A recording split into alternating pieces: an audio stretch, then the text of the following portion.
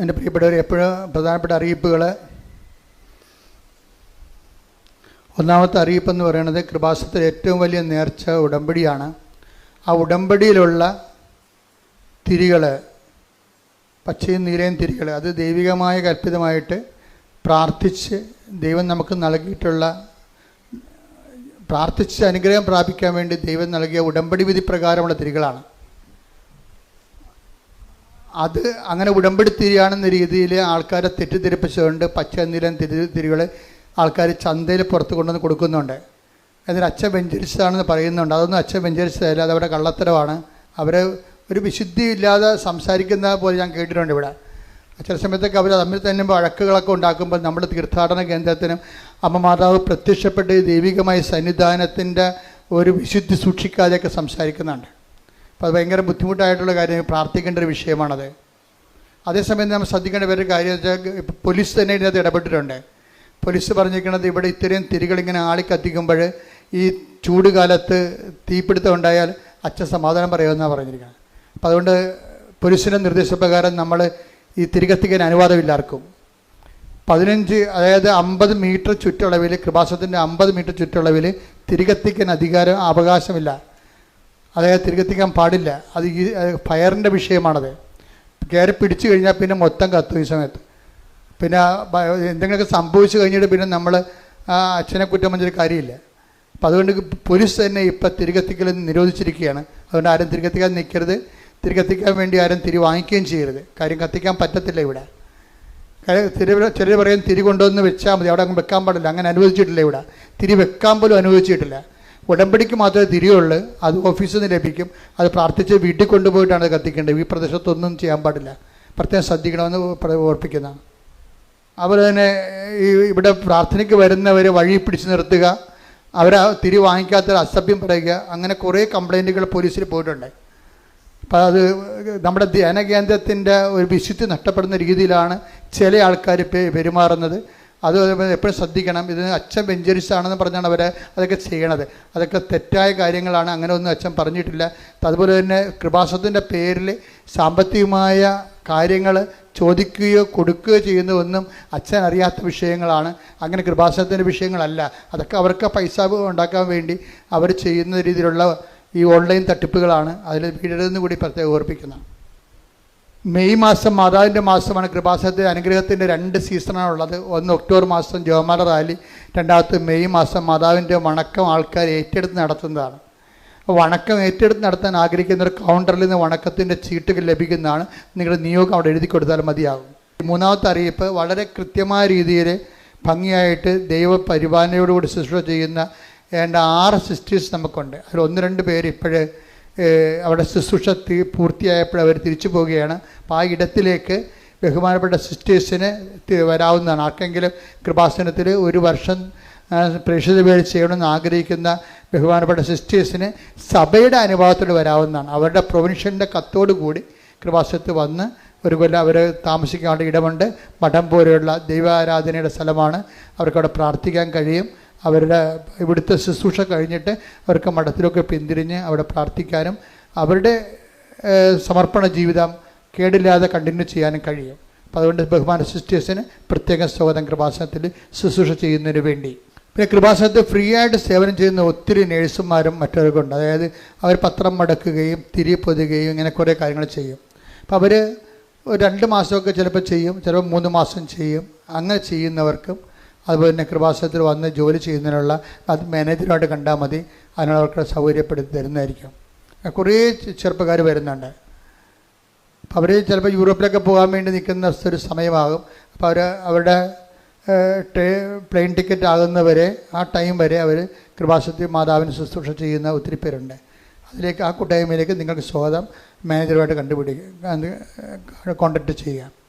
പിന്നെ അതുപോലെ തന്നെ കൃപാസനത്തിൻ്റെ ശുശ്രൂഷ അമ്മയുടെ പ്രത്യക്ഷീകരണത്തിൻ്റെ സമർപ്പണ ജീവിതം നയിക്കാൻ വേണ്ടി ഇപ്പം ജോമോൾ സിസ്റ്ററിനെ പോലെ ഇവിടെ സ്ഥിരമായിട്ട് ഇപ്പോൾ 12 കൊല്ലം അവർ വന്നിട്ട് അവർ വന്ന ശേഷം ഒത്തിരിയേറെ മാറ്റങ്ങൾ ആ ശുശ്രൂഷ മേഖല ഉണ്ടായിട്ടുണ്ട്. അതുപോലെ കൃപാസനത്തിൻ്റെ മിഷൻ ഏറ്റെടുത്തിട്ട് ചെയ്യാൻ ആഗ്രഹിക്കുന്ന ആ പ്രായമുള്ളവരിൽ നിന്ന് അതുപോലെ അപേക്ഷകൾ ക്ഷണിക്കുന്നുണ്ട്. അവർ ഈ നമ്പറിൽ വിളിക്കേണ്ടതാണ് 8281 297511 ഈ നമ്പറിൽ വിളിച്ചിട്ട് നിങ്ങൾക്ക് ഏപ്രിൽ മാസം മുതൽ ജോയിൻ ചെയ്യാവുന്നതാണ്. അതാണ് ആദ്യം കമാൻസി പ്രോഗ്രാമാണ്. അതിനുശേഷമായിരിക്കും നിങ്ങളുടെ നിയോഗമനുസരിച്ചുള്ള ശുശ്രൂഷകൾ നിങ്ങളെ ഏൽപ്പിക്കുക. പരിശുദ്ധ പരമ ദിവ്യകാരുണ്യത്തിന് പരിശുദ്ധ പരമ ദിവ്യകാരുണ്യത്തിന്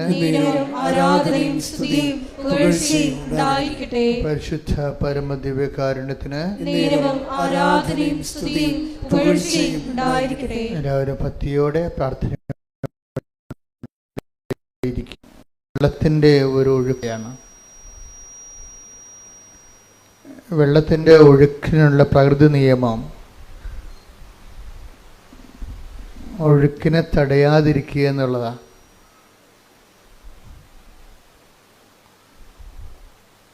വെള്ളത്തിൻ്റെ ഒഴുക്കിനുള്ള ഒരു പ്രകൃതി നിയമം എന്താ? അവിടെ മാനുഷികമായ ഇടപെടലിൽ ഒഴുക്കിനെ തടയാതിരിക്കുക.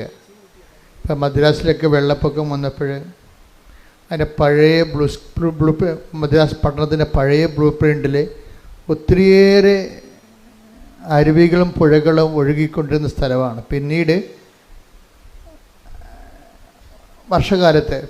വേനൽക്കാലം വന്നപ്പോൾ ആൾക്കാർ വെള്ളമൊഴുക്കിനെക്കുറിച്ച് മറന്നു, അവിടെ എല്ലാം വീട് വെച്ചു.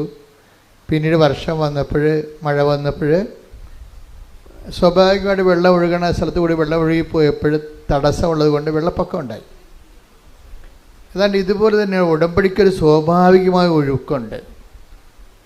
ആ സ്വാഭാവികമായ ഉടമ്പടി ഒഴുക്കിന് അങ്ങനെ വിട്ടുകൊടുത്താൽ മതി. അപ്പം എന്താ സംഭവിക്കുന്നത്? ബാക്കി ഇതിൻ്റെ അകത്തുള്ള നമുക്ക് കൃപാസനത്തിൽ മരിയൻ ഉടമ്പടിക്ക് റിസ്ക് ഇല്ലാത്തത് എന്താണെന്നറിയാവോ? റിസ്ക് ഇല്ലാത്തതിന് കാരണം പല വിഷയങ്ങൾ ഞാനൊരു സാക്ഷ്യം കേട്ടുകൊണ്ടിരിക്കുകയായിരുന്നു. ആ സാക്ഷ്യത്തിൽ ഒരു പ്രൊഫസറാണ്, പ്രൊഫസർ ടോയ് തോമസ്. അപ്പം അദ്ദേഹത്തിൻ്റെ വൈഫിനാണ് അസുഖം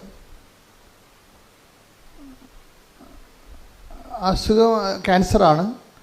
അതിവിടെ വന്ന് ഉടമ്പടി ചെയ്തു. ആദ്യത്തെ പ്രാവശ്യം അച്ഛനെ കണ്ടു. പിന്നെ കാര്യമായ ഒരു ഭേദം ഈ രോഗത്തിനുണ്ടാകുന്നുണ്ട്. വീണ്ടും ഇവിടെ അച്ഛനെ കാണാൻ വന്നു. ഓഫീസിൽ നിന്ന് പറഞ്ഞു 90 പ്രാവശ്യം കണ്ടതിന് ശേഷം പിന്നീട് 90 ദിവസം കഴിഞ്ഞിട്ടില്ല, അപ്പോൾ അവിടെ കാണാൻ പ്രയാസമാണെന്ന് അവർ പറഞ്ഞ് മടക്കി വിട്ടു. അത് കറക്റ്റായ കാര്യമാണ്.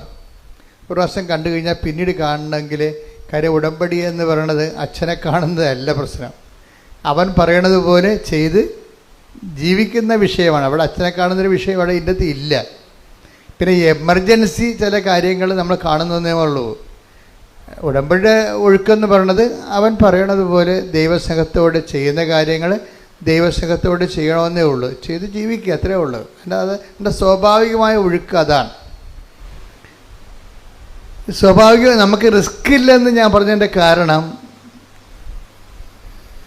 അപ്പോൾ എല്ലാ കാര്യത്തിനും ഒരു റിസ്ക് ഉണ്ടല്ലോ. ഇപ്പം നമ്മൾ ഒരു വ്യവസായം തുടങ്ങിയാൽ പോലും ഏറ്റവും കൂടുതൽ റിസ്ക് എന്താണ്? അതിൻ്റെ മാർക്കറ്റിംഗാണ് റിസ്ക്. ഏറ്റവും കൂടുതൽ പ്രയാസമുള്ളത് അതിൻ്റെ മാർക്കറ്റിംഗാണ്. മാർക്കറ്റിംഗ് നടന്നാൽ തന്നെ ബില്ല് പാസ്സായി നമ്മുടെ അക്കൗണ്ടിലേക്ക് വരുന്നവരെ റിസ്ക് ഇങ്ങനെ കണ്ടു. ഉടമ്പടിക്ക് റിസ്ക് ഇല്ലെന്ന് പറഞ്ഞതിൻ്റെ കാരണം ഇത് മാതാവിൻ്റെ പ്രത്യക്ഷീകരണമായിട്ട് ബന്ധപ്പെട്ട് വന്നിട്ടുള്ള ഒരു ദൈവ സംവിധാനമാണ്. അതാണ് ഇതിനെക്കുറിച്ച് കൃത്യമായിട്ട് ഉടമ്പടിയെക്കുറിച്ചുള്ള first hand knowledge, primary knowledge എന്താണ്. അതൊരു ബിബ്ലിക്കൽ കോൺസെപ്റ്റാണ് കവനൻ്റ്, ദാറ്റ്സ് ഓക്കെ, ക്ലിയർ.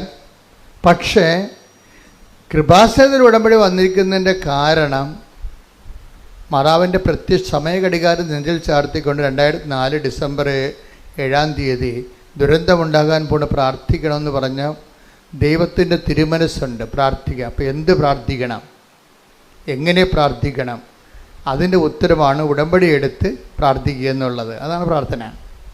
ഉടമ്പടി എടുത്ത് പ്രാർത്ഥിക്കുക. ഉടമ്പടി എടുത്ത് പറയുമ്പോൾ ദൈവവും നമ്മളും തമ്മിൽ ഒരു ബയലാറ്ററൽ എഗ്രിമെൻറ്റിൽ വിശുദ്ധീകരിച്ചും ശക്തീകരിച്ചും കൊണ്ട് ഇരിക്കുന്ന ഒരു ദൈവ പൈതലിനെ പ്രാർത്ഥിക്കാനുള്ള സ്വാഭാവികമായ ഒരു റൈറ്റുണ്ട്. അതിൻ്റെ ഒരു എഫിക്കഷ്യസ് ആയിട്ടുള്ള പ്രെയറാണത്, ഫലപ്രദമായ രീതിയിലുള്ള പ്രാർത്ഥന. നമുക്ക് എന്ത് വേണമെങ്കിലും പ്രാർത്ഥിക്കാം, ആർക്ക് വേണമെങ്കിലും പ്രാർത്ഥിക്കാം, പക്ഷെ കേൾക്കണമെന്നൊരു നിർബന്ധമില്ല. പക്ഷെ ഉടമ്പടിയിൽ കേട്ടേ മതിയാകത്തുള്ളൂ. എന്താ കാര്യം? അത് ഉടമ്പടി പ്രകാരമാണ് നമ്മൾ അതിൻ്റെ അകത്ത് ദൈവമായിട്ട് ഇൻട്രാക്ട് ചെയ്യണത്. കാര്യം ഉടമ്പടി എന്തിനെ ബേസ് ചെയ്ത് നിൽക്കണതാണ്? ദൈവത്തിൻ്റെ വാഗ്ദാനങ്ങളെ ബേസ് ചെയ്താണ് നിൽക്കുന്നത്. അല്ലാതെ വിശ്വാസത്തെ അല്ല. നമ്മൾ വിശ്വാസികളായതുകൊണ്ട് പ്രാർത്ഥിക്കണമല്ല. ഉടമ്പടി വിശ്വാസത്തെ അല്ല അടിസ്ഥാനപ്പെടുത്തിയിരിക്കുന്നത്. മറിച്ച് എന്താണ്? ഉടമ്പടി വിശ്വാസം അതിലുണ്ട്, തീർച്ചയായിട്ടും. കറണ്ടില്ലാതെ ഫാൻ കറങ്ങത്തില്ലല്ലോ, വിശ്വാസം അതിലുണ്ട്. പക്ഷേ ഇതിൻ്റെ മെക്കാനിസം എന്ന് പറയണത് എന്താണ്? അത് മാതാവിൻ്റെ പ്രത്യക്ഷീകരണം ആരുടെ സബ്ജക്റ്റാണ്? നമ്മുടെ സബ്ജക്റ്റ് അല്ല. ജോസഫ് അച്ഛൻ വല്ല മെമ്മോറാണ്ടം കൊടുത്തിട്ടാണ് മാതാവ് പ്രത്യക്ഷപ്പെട്ടത്? ഇല്ല. അതാണ് വിഷയം. അതെപ്പോഴും നിങ്ങൾ അതിനെക്കുറിച്ച് എൻ്റെ ലളിതമായ വശങ്ങളെ ലളിതമായിട്ട് മനസ്സിലാക്കണം. ഇത് മുഴുവൻ റിസ്ക് കവർ ചെയ്യണ ദൈവത്തിൻ്റെതാണ്. ഇതാണ് ഞാൻ പറഞ്ഞത്. ഉടമ്പടി ഒരു സ്വാഭാവികമായ ഒഴുക്കാണ്. അതിൻ്റെ ഒഴുക്കിനകത്ത് നിങ്ങൾ ഒഴുകിയാൽ മതി. ബാക്കി ചെയ്യേണ്ടതെല്ലാം കർത്താവ്. റിസ്ക് നമുക്കില്ല അതിൻ്റെ അത്. എന്താ കാര്യം? ദൈവത്തിൻ്റെ ഒരു ആവശ്യമാണ് എന്ത്? മാതാവിൻ്റെ പ്രത്യക്ഷീകരണം സഭ ഏറ്റെടുക്കുക എന്നുള്ളത്. എന്തിനാണ്? സഭ മാതാവിനെ അംഗീകരിക്കുകയും അതുപോലെ തന്നെ മാതാവിൻ്റെ മാതൃക അനുഷ്ഠിക്കുകയും ചെയ്യുന്നത് ഏറ്റവും കൂടുതലുള്ളത് കത്തോലിക്ക സഭയിലാണ്. അത് നിങ്ങൾക്കറിയാം. അതുകൊണ്ടാണ് ഇത്രയും പ്രത്യക്ഷീകരണങ്ങളെല്ലാം ലൂർദ്, ഫാത്തിമ, മജ്ജിഗോറ, ഈ പ്രത്യക്ഷീകരണം എല്ലാം വരണ കാത്തലിക് മേഖലയിലാണ് വരണത്. കാര്യം അമ്മ ഒരു വിഷയം സഭയോട് പറഞ്ഞാൽ അമ്മയെ വിശ്വസിക്കുകയും അമ്മയെ മധ്യസ്ഥയായിട്ട്, പ്രധാന മധ്യസ്ഥയായിട്ട്, മധ്യസ്ഥന്മാരൊത്തിരി പേരുണ്ട് നമുക്ക്, വിശുദ്ധന്മാരെല്ലാം മധ്യസ്ഥന്മാരാണ്. ശരിക്കും നമുക്ക് തന്നെ മധ്യസ്ഥം വഹിക്കാം. വിശുദ്ധിയും മെനയുള്ളവരാണെങ്കിൽ നമ്മുടെ പ്രാർത്ഥനയും ദൈവം മധ്യസ്ഥമായിട്ട് കേൾക്കും. പക്ഷേ അമ്മ ഇവിടെ ദൈവത്തിനും മനുഷ്യനും ഇടയിലുള്ള ഏകമധ്യത്തിന് യേശുക്രിസ്തുവാണ്. പക്ഷേ മാനുഷികമായ കാര്യങ്ങൾക്കുള്ള, രക്ഷാകരമായ കാര്യമല്ല, മാനുഷികമായ കാര്യങ്ങളില്ലേ, നമുക്ക് വീടില്ല, ജോലിയില്ല, വിവാഹം ഒക്കണില്ല, മക്കളില്ല, രോഗമാണ്, ഇതൊക്കെ മാനുഷിക കാര്യമല്ലേ. ഏകരക്ഷകൻ എന്ന കൺസെപ്റ്റ് ഈ മനുഷ്യൻ്റെ വീണ്ടെടുപ്പ് നടത്തിയ ദേശമാണ്. അതിന് ഒരു കോംപ്രമൈസും ഇല്ലത്. കർത്താവല്ല, വേറെ ആരും അവിടെ ഇല്ല. ആ സ്പേസിൽ ഏകരക്ഷകനായിട്ട് ക്രിസ്തു മാത്രമേ ഉള്ളൂ. മറിയത്തിൻ്റെ സ്പേസ് എന്ന് പറഞ്ഞാൽ മാനുഷിക ആവശ്യങ്ങളുടെ മേലെ, പ്രത്യേകിച്ച് വേറെ ഒത്തിരിയേറെ മറിയൻ റാങ്കുകളുണ്ടെങ്കിലും സുവിശേഷം തുറക്കപ്പെടുന്നത് അവർക്ക് വീഞ്ഞില്ല എന്ന് അസമയത്ത് പോലും ഈശോൻ്റെ മുമ്പിൽ ആധികാരികമായിട്ട് പറഞ്ഞ് അതിന് സമാധാനം ഉണ്ടാക്കാൻ വേണ്ടി ദൈവം നിശ്ചയിച്ചിരിക്കുന്നതാണ്. അമ്മ കൈയടിച്ച് ശ്രദ്ധിക്കട്ടെ.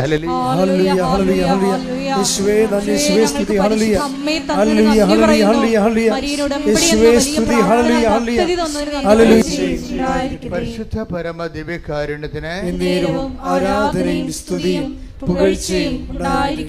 നമ്മൾ രണ്ട് പോയിന്റ്സിലാണ് വ്യക്തത വന്നിരിക്കുന്നത്. ഒന്നെന്താണ്? ഉടമ്പടിക്ക് ഒരു സ്വാഭാവികമായ ഒഴുക്കുണ്ട്, അതിനെ തടയരുത്, ഇല്ലേ? സ്വാഭാവിക ഒഴുക്ക്. രണ്ടാമത്തെ പോയിന്റ് എന്താ പറഞ്ഞത്? ഉടമ്പടി നമുക്ക് റിസ്ക് ഇല്ല, സീറോ റിസ്ക്കാണ്. എന്താ കാര്യം?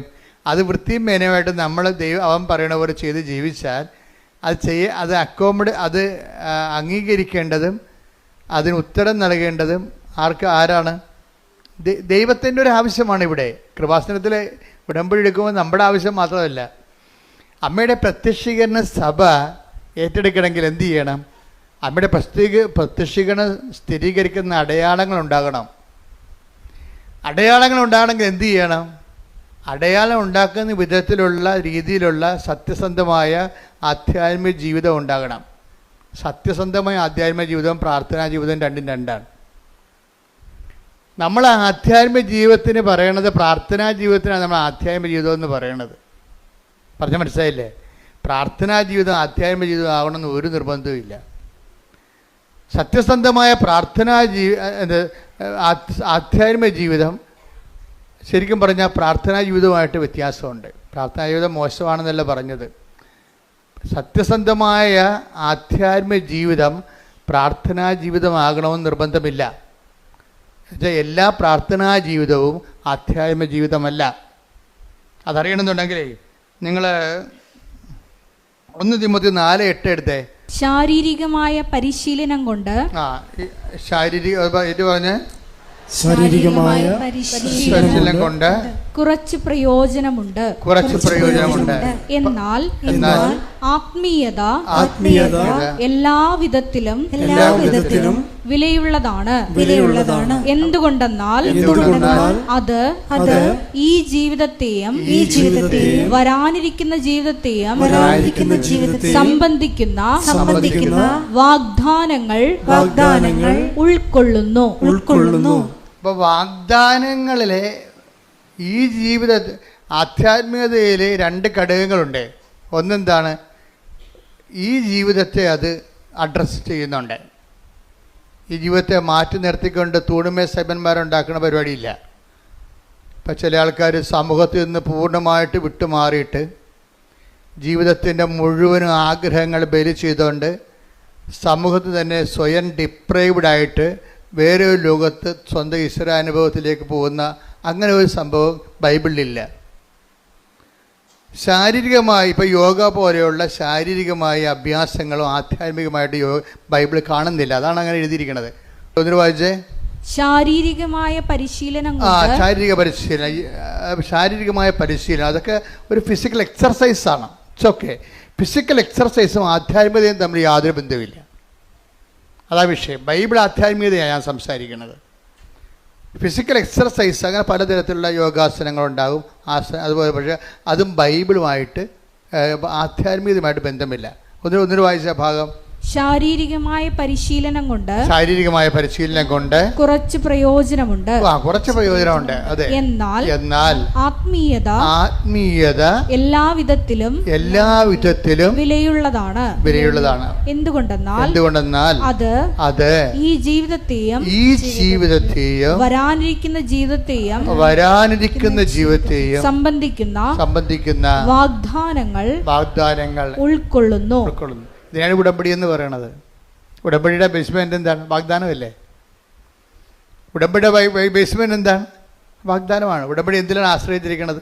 ഉടമ്പടിയുടെ ഓരോ വിഷയങ്ങൾക്കും കറസ്പോണ്ടിങ് ആയിട്ടുള്ള 8840-50 വാഗ്ദാനങ്ങളുണ്ട് ബൈബിളിൽ. 8855 വാഗ്ദാനങ്ങൾ ബൈബിളുണ്ടെന്ന് പറയുന്ന ബൈബിൾ പണ്ഡിതന്മാരുണ്ട്. അപ്പോൾ ഈ ദൈവം ക്യാഷ് ആൻഡ് കൈൻഡായിട്ട് ഈ ജീവിതത്തെയും നിത്യജീവിതത്തെയും ബാധിക്കുന്ന നമുക്ക് കിട്ടുന്ന ആനുകൂല്യങ്ങളെ ദൈവം പ്രഖ്യാപിച്ചിരിക്കുന്ന വാഗ്ദാനത്തിൻ്റെ രീതിയിലാണ് വാഗ്ദാനം. അപ്പോൾ ഈ വാക്കിൻ്റെ ഉള്ളിലാണ് ദൈവം ദാനം വെച്ചിരിക്കുന്നത്. അപ്പം ഉടമ്പടിയിലൂടെ നമ്മൾ എന്താ ചെയ്യണത്? ഈ വാക്കിൻ്റെ ഉള്ളിലിരിക്കുന്ന ദാനത്തെ പുൾ ഔട്ട് ചെയ്യാൻ ടു പ്രോമിസ് തരേ, ഞാൻ പുസ്തകത്തിൽ എഴുതിയിട്ടുണ്ട്. എൻ്റെ പ്രൊമിത്തരെ, പ്രോമിസ് മീൻസ് അതിൻ്റെ മൂലം എന്താണ്?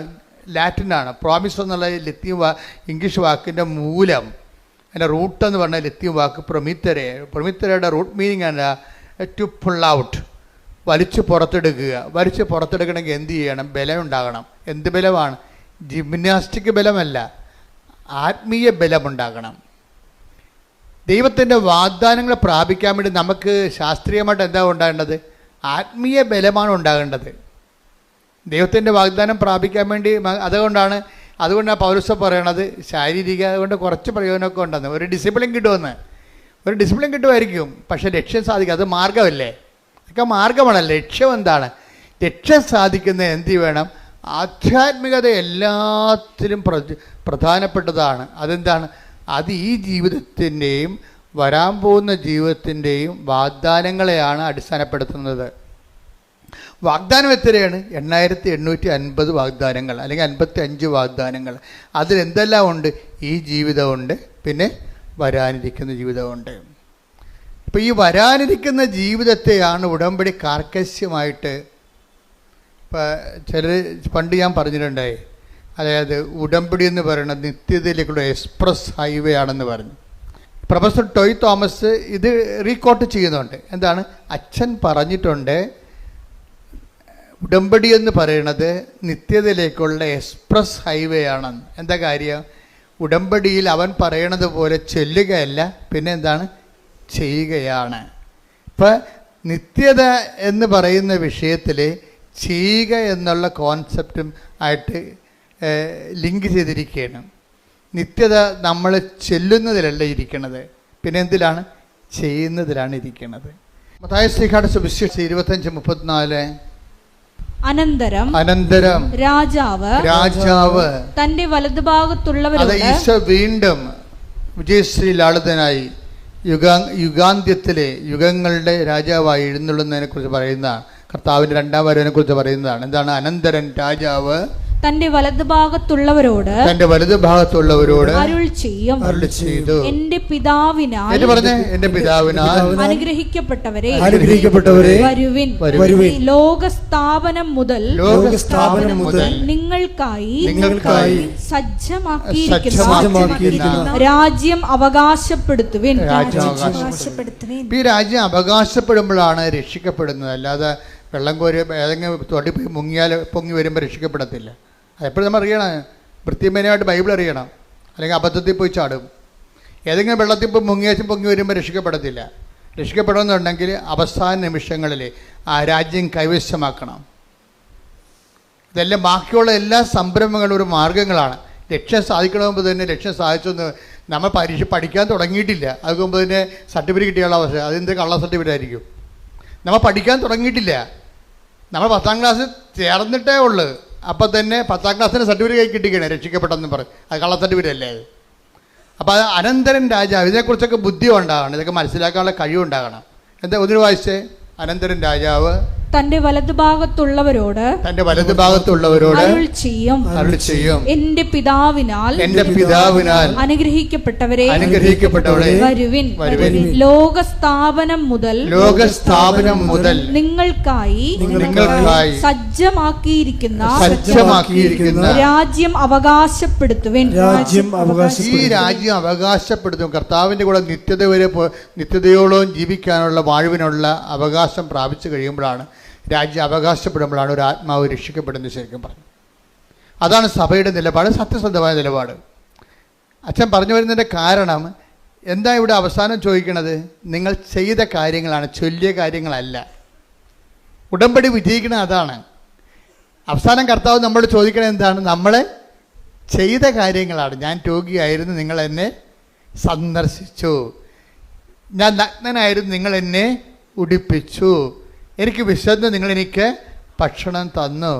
ഇപ്പോൾ ആൾക്കാർ ഏറ്റവും വലിയ ഞങ്ങൾ കാരുണ്യപ്രവൃത്തി പറയുമ്പോൾ ഈ നഗ്നനെ ഉടുപ്പിക്കുന്ന പോലെ തന്നെയാണ് അറിവില്ലാത്തവർക്ക് അറിവ് പകർന്നു കൊടുക്കുന്നത്. ഇപ്പോൾ 2-3 സാക്ഷി ഞാൻ കേട്ടു. ഇന്നലെ ഒരു നോൺ ക്രിസ്ത്യൻ ആയിട്ടൊരു മോൾ പറഞ്ഞ്, ഞാൻ ചെയ്യുന്ന ഏറ്റവും നല്ല നന്മ പ്രവൃത്തി എന്ന് പറയുന്നത് എല്ലാവരെയും കൊണ്ട് ഞാൻ എൻ്റെ കൂട്ടുകാരെ കൊണ്ട് ഞാൻ ജർമ്മൻ പഠിപ്പിക്കും.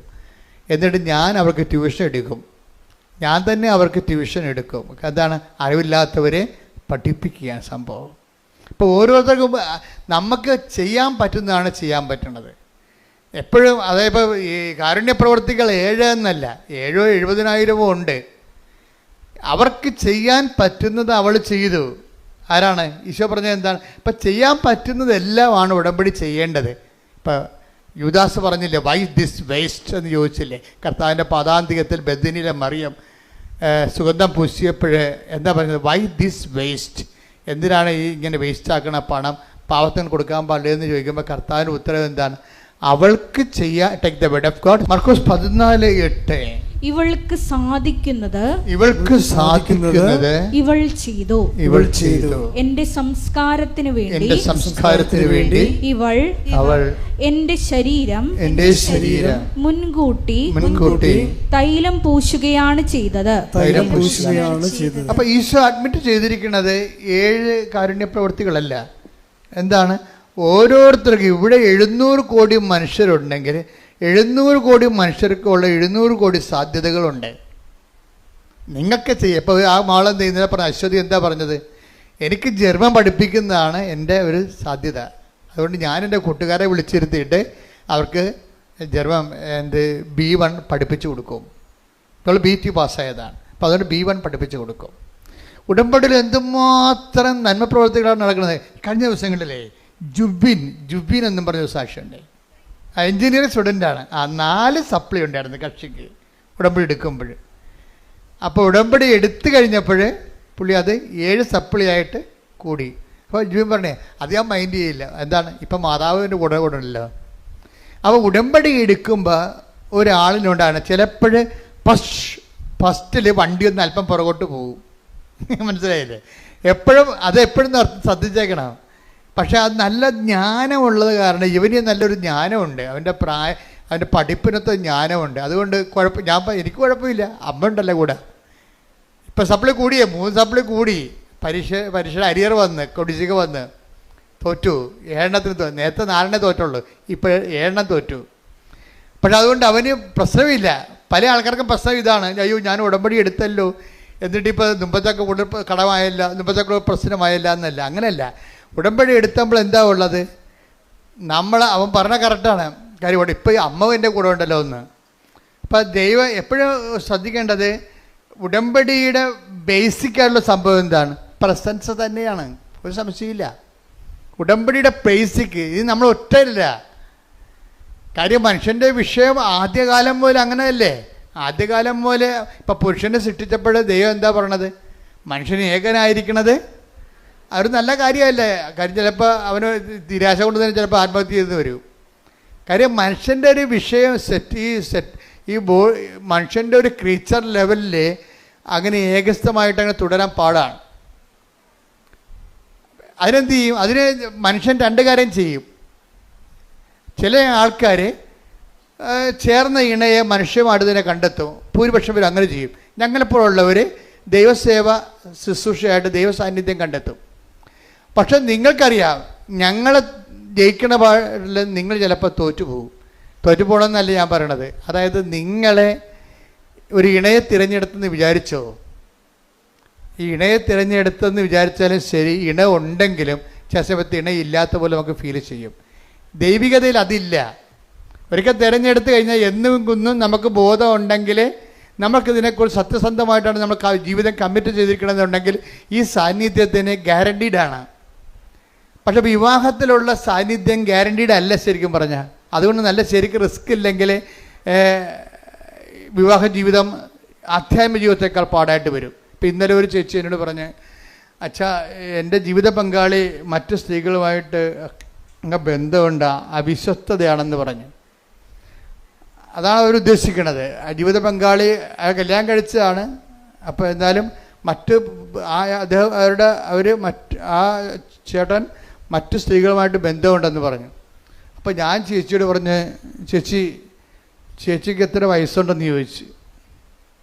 അപ്പോൾ പറഞ്ഞു 43. ഞാൻ പറഞ്ഞ കണ്ടാൽ 63 ഒന്നുമില്ല എന്ന് പറഞ്ഞു. അതെന്താ കാര്യം? എന്താ അങ്ങനെ പറഞ്ഞത്?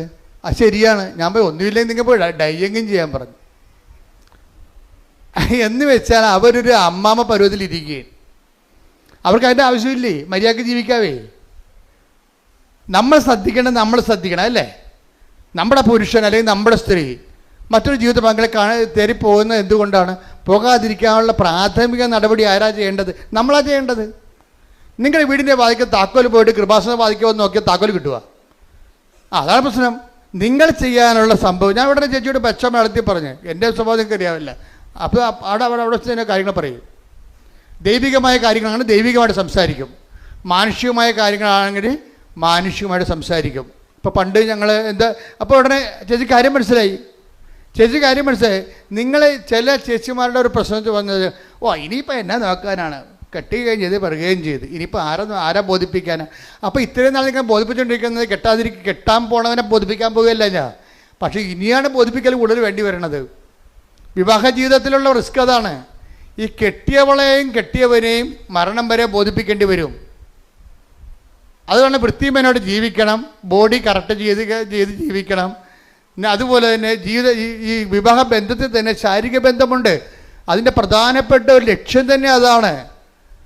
ലക്ഷ്യങ്ങളിൽ ഒന്ന് അതാണ്. അപ്പം അത് നമ്മൾ ശ്രദ്ധിക്കേണ്ടത് നമ്മളത് ശ്രദ്ധിക്കണം. നമ്മുടെ ബോഡി കറക്റ്റായി വയ്ക്കുക, അത് ഭംഗിയായിട്ടിരിക്കുക, ഷെയ്പ്പായിട്ടിരിക്കുക, ഇതൊക്കെയെല്ലാം ദൈവം നമുക്ക് തന്ന വാഗ്ദാനത്തിൻ്റെ ഭാഗമായിട്ട് നമ്മൾ ഏറ്റെടുത്തിൻ്റെ കടമയുടെ ഭാഗമാണ്. നമുക്ക് എടുത്ത കടമയുടെ ഭാഗമാണ്. ഞാൻ എന്താ പറഞ്ഞതെന്ന് ചോദിച്ചു കഴിഞ്ഞാൽ, ഇങ്ങനെയുള്ള ഓരോ വിഷയങ്ങൾ ജീവിതത്തിൽ വരുമ്പോൾ ആദ്യം നമ്മൾക്ക് ചെയ്യാനുള്ള കാര്യങ്ങൾ നമ്മൾ ചെയ്യണം. എന്നിട്ടാണ് ദൈവദൃശ്യത്തിനെതിരെ വിഷയം അവലാദ്യമായിട്ട് വെക്കേണ്ടത്. നമ്മൾ ചെയ്യേണ്ടതിനെ കൊന്ന് നമ്മൾ ജീവിതത്തിൽ നമ്മൾ ഇനിയിപ്പോൾ 2 പിള്ളേരായിപ്പോയി, ഇപ്പം എന്നാ നോക്കാനാ, ആരെ ബോധിപ്പിക്കാനാണെന്ന്. ജീവിതകാലം മൊത്തം ബോധിപ്പിക്കലല്ലേ? ബോധിപ്പിക്കാതെ എങ്ങനെ ജീവിക്കും? പഞ്ചായത്തുകാരെ ബോധിപ്പിക്കാതെ നിങ്ങളുടെ വീട്ടിൽ നിങ്ങൾക്ക് താമസിക്കാൻ പറ്റുമോ? നിങ്ങളൊന്ന് വീടിൻ്റെ ഒരു ഇറക്കം എടുത്തു നോക്കിയേ, പഞ്ചായത്തുകാർ അപ്പോൾ ഒന്നും പറയും ബോധിപ്പിക്കാൻ ജീവിക്കാം. പച്ച വെള്ളം വേണമെന്നുണ്ടെങ്കിൽ വാട്ടർ അതോറിറ്റിയെ ബോധിപ്പിക്കാൻ ജീവിക്കാൻ പറ്റുമോ? ഇല്ല. എല്ലാം ബോധിപ്പിച്ചേ ജീവിക്കാൻ പറ്റത്തുള്ളൂ. അപ്പോൾ നമ്മുടെ ജീവിതകാലം മുഴുവൻ മനുഷ്യനെയും ദൈവത്തെയും ബോധിപ്പിച്ച് മാത്രമേ ഈ പച്ചയായിട്ടുള്ള ജീവിത യാഥാർത്ഥ്യങ്ങളെ ഓവർടേക്ക് ചെയ്തിട്ട് കാര്യമില്ല. അതിനെ ഫേസ് ചെയ്യാണ് വേണ്ടത് ബുദ്ധിപൂർവമായിട്ട്. ശ്രുതിക്കട്ടെ ഹല്ലേലൂയ. നേരവും ആരാധനയും സ്തുതിയും പുകഴ്ചയും ഉണ്ടായിരിക്കട്ടെ. അപ്പോൾ എന്താ പ്രശ്നം വെച്ച് കഴിഞ്ഞാൽ, ഈ ആധ്യാത്മികത നേരത്തെ പറഞ്ഞ പോലെ തന്നെ ഈ ചില മനുഷ്യർ ആധ്യാത്മികത സ്വീകരിക്കാൻ ഇത്തിരി താമസിക്കും. അപ്പോൾ അവരോട് നിങ്ങൾ ഓർക്കും, ജോസഫ് എന്താ ഇങ്ങനെ ജഡികമായിട്ട് സംസാരിക്കണമെന്ന് ചോദിക്കും. ചിലങ്ങനെ മനസ്സിൽ വിചാരിക്കുമെന്നുണ്ടാകും, ഇങ്ങനെയാണോ ഇതിൻ്റെ ഉത്തരം? ഇതിങ്ങനെ തന്നെയാണ് ഇതിൻ്റെ ഉത്തരം. എന്താ പ്രശ്നം വെച്ച് കഴിഞ്ഞാൽ, മനുഷ്യന്മാർ പലരും ഈ ക്രിസ്തുവിനെ സ്വീകരിക്കുന്നതിൻ്റെ കാര്യത്തിൽ ഡിഗ്രീസ് ഓഫ് വേരിയേഷൻസ് ഒത്തിരി ഉണ്ട്. എല്ലാവരും ഒരേ രീതിയിലല്ല. ഇപ്പം നല്ലവണ്ണം ക്രിസ്തുവിനെ സ്വീകരിച്ചവരാണെങ്കിൽ അവർക്ക് പിന്നെ ഈ പ്രശ്നമില്ലല്ലോ, അവർ വേറെ ജീവിത പങ്കാളിത്തേക്ക് പോകത്തില്ലല്ലോ, അല്ലേ? നല്ലവണ്ണം ക്രിസ്തുവിനെ സ്വീകരിച്ചവരാണെങ്കിൽ പോകത്തില്ല. ക്രിസ്തുവിനെ സ്വീകരിക്കാത്ത ഭർത്താക്കന്മാരില്ലേ, ഭാര്യമാരില്ലേ? ഉണ്ടല്ലോ.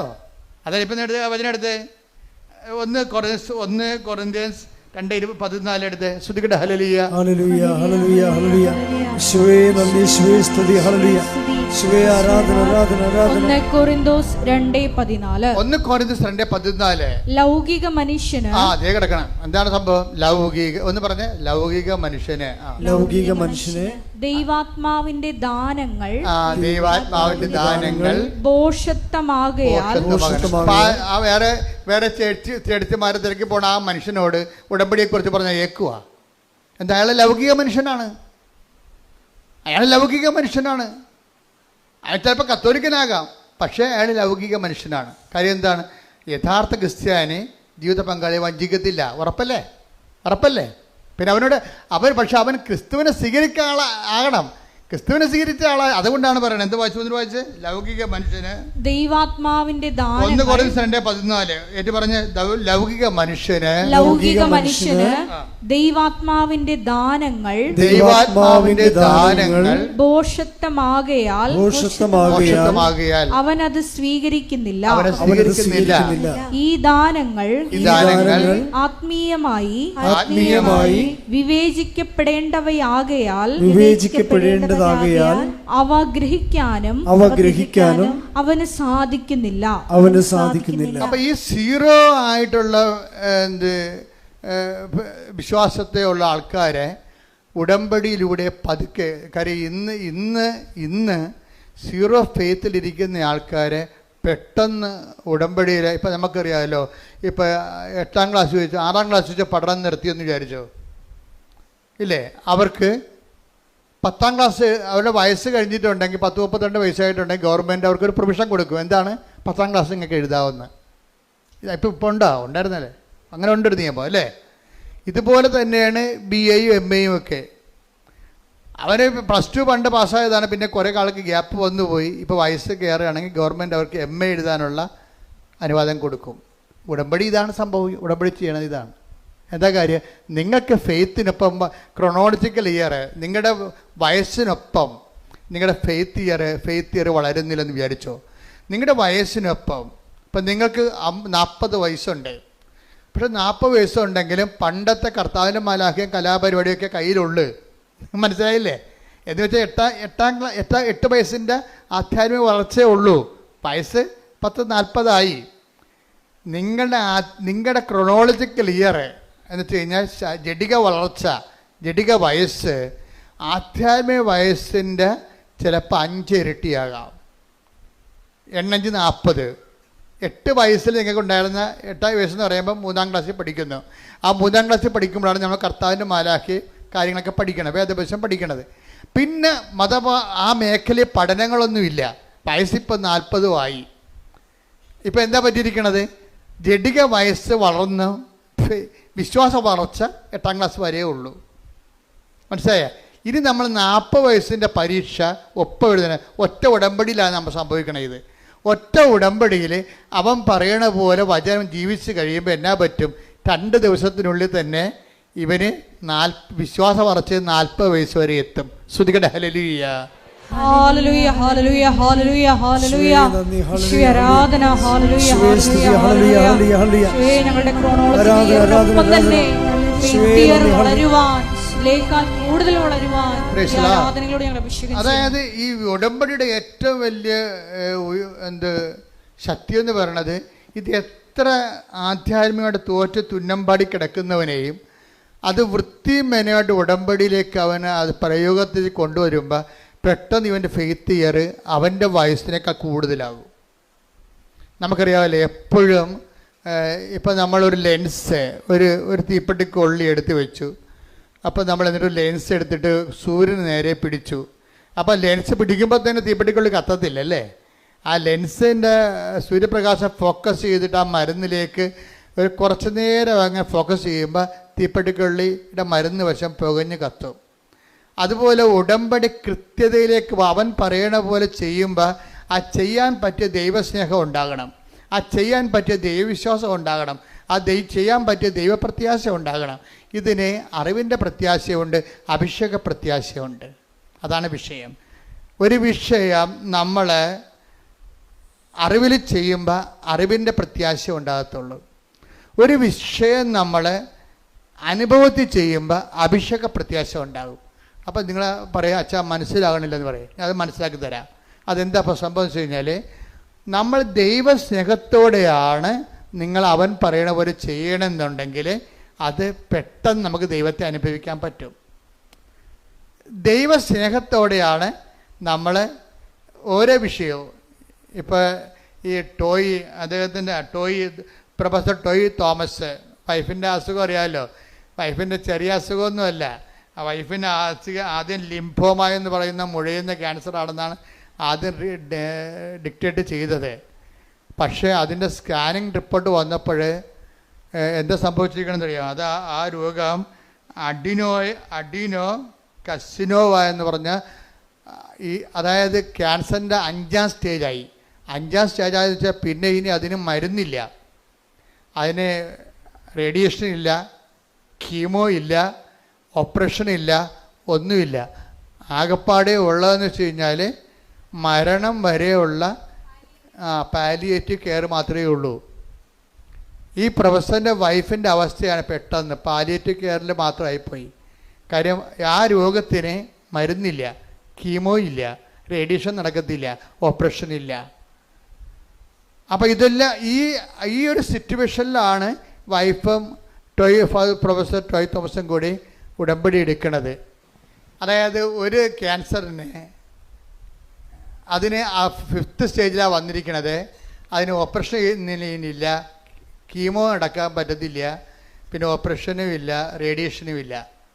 അപ്പം പിന്നെ എന്താ ഉള്ളത്? മരണത്തിനായി കാത്തിരിക്കുക, ഒരുങ്ങുക മാത്രമേ ഉള്ളൂ ആ വിഷയം. അപ്പം ആ ഒരു സിറ്റുവേഷനിൽ ഈ പ്രൊഫസർ എന്താ ചെയ്യണത്? പ്രൊഫസർ പറയണത്, ഞാൻ ഈ പത്രം ഓരോ വീട്ടിലും കൊണ്ടുപോയിട്ട് കർത്താവിനെക്കുറിച്ചും ഞങ്ങളുടെ അനുഭവത്തെക്കുറിച്ചും അവരോട് സംസാരിക്കുമെന്നാണ്. ഇത് ആദ്യം തുടങ്ങിയ പരിപാടിയാണ്, വെറുതെ കൊണ്ടേ കൊടുക്കുകയല്ല. ഈ അറിവിൻ്റെ പ്രത്യാശയും അഭിഷേകത്തിൻ്റെ പ്രത്യാശയും തമ്മിൽ വ്യത്യാസമുണ്ട്. കാര്യം എന്നിട്ട് ഇവർ പറയുന്നത്, അതായത് ഇതിൽ നിന്ന് രക്ഷപ്പെടാൻ കഴിയുമെന്ന് വൈഫിന് പ്രത്യാശ ലഭിച്ചു. ഇവർക്ക് രണ്ടുപേർക്കും പ്രത്യാശ ലഭിക്കുന്നുണ്ട്.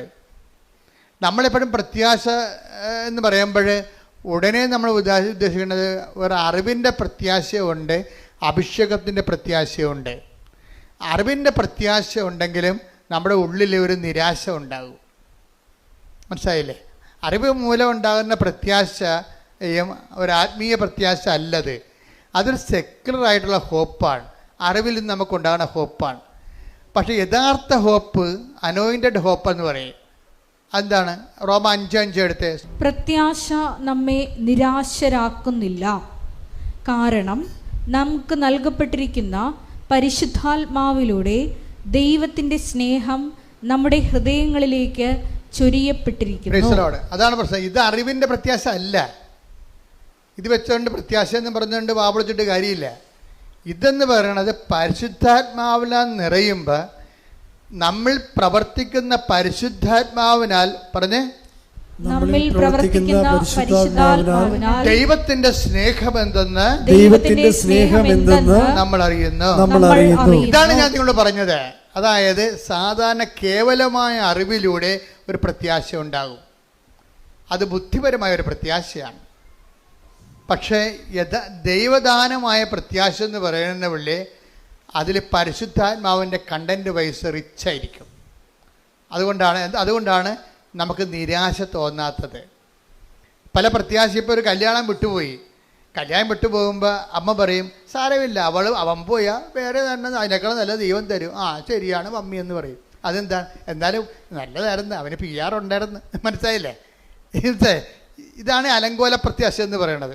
ഇപ്പോൾ ഒരു കല്യാണം സെറ്റായി, പക്ഷെ അത് വിട്ടുപോയപ്പോൾ ഇവക്ക് ഇത്രയും നാൾ അവർ ബോണൊക്കെ വിളിച്ചായിരുന്നു, ഭയങ്കര വർത്തമാനമൊക്കെ ആയിരുന്നു, ഇപ്പം കെട്ടിയതുപോലെയാണ് അവർ പോയത്. പക്ഷെ സംഗതി പൊളിഞ്ഞു പോയപ്പോൾ പിന്നെ ഇവക്ക് ഭക്ഷണവും വേണ്ട, ഉറക്കവും ഇല്ല, അവൾക്ക് പ്രാന്തിയെപ്പോലെ അവിടെ ഇരിക്കുകയാണ്. അപ്പം മമ്മി വന്ന് അവളോട് പറയണേ, എടി ഇതിപ്പോൾ അവൻ പോട്ടെ, അവന് വേറെ വല്ല കേസൊക്കെ ഉണ്ടാകും, ദൈവം അത് നമ്മുടെ കണ്ണിൽ കൊള്ളാനുള്ള പുരുകത്തിലാക്കി തന്നതാണെന്നൊക്കെ പറഞ്ഞ് മമ്മിയുടെ കാറ്റഗറിസ് അടിച്ച് അവളെ ഏൽപ്പിച്ചു. ഇതിനേക്കാൾ നല്ലത് നമുക്ക് വരും, അതല്ലേ ദൈവം ഇത് മാറ്റിയതെന്നൊക്കെ.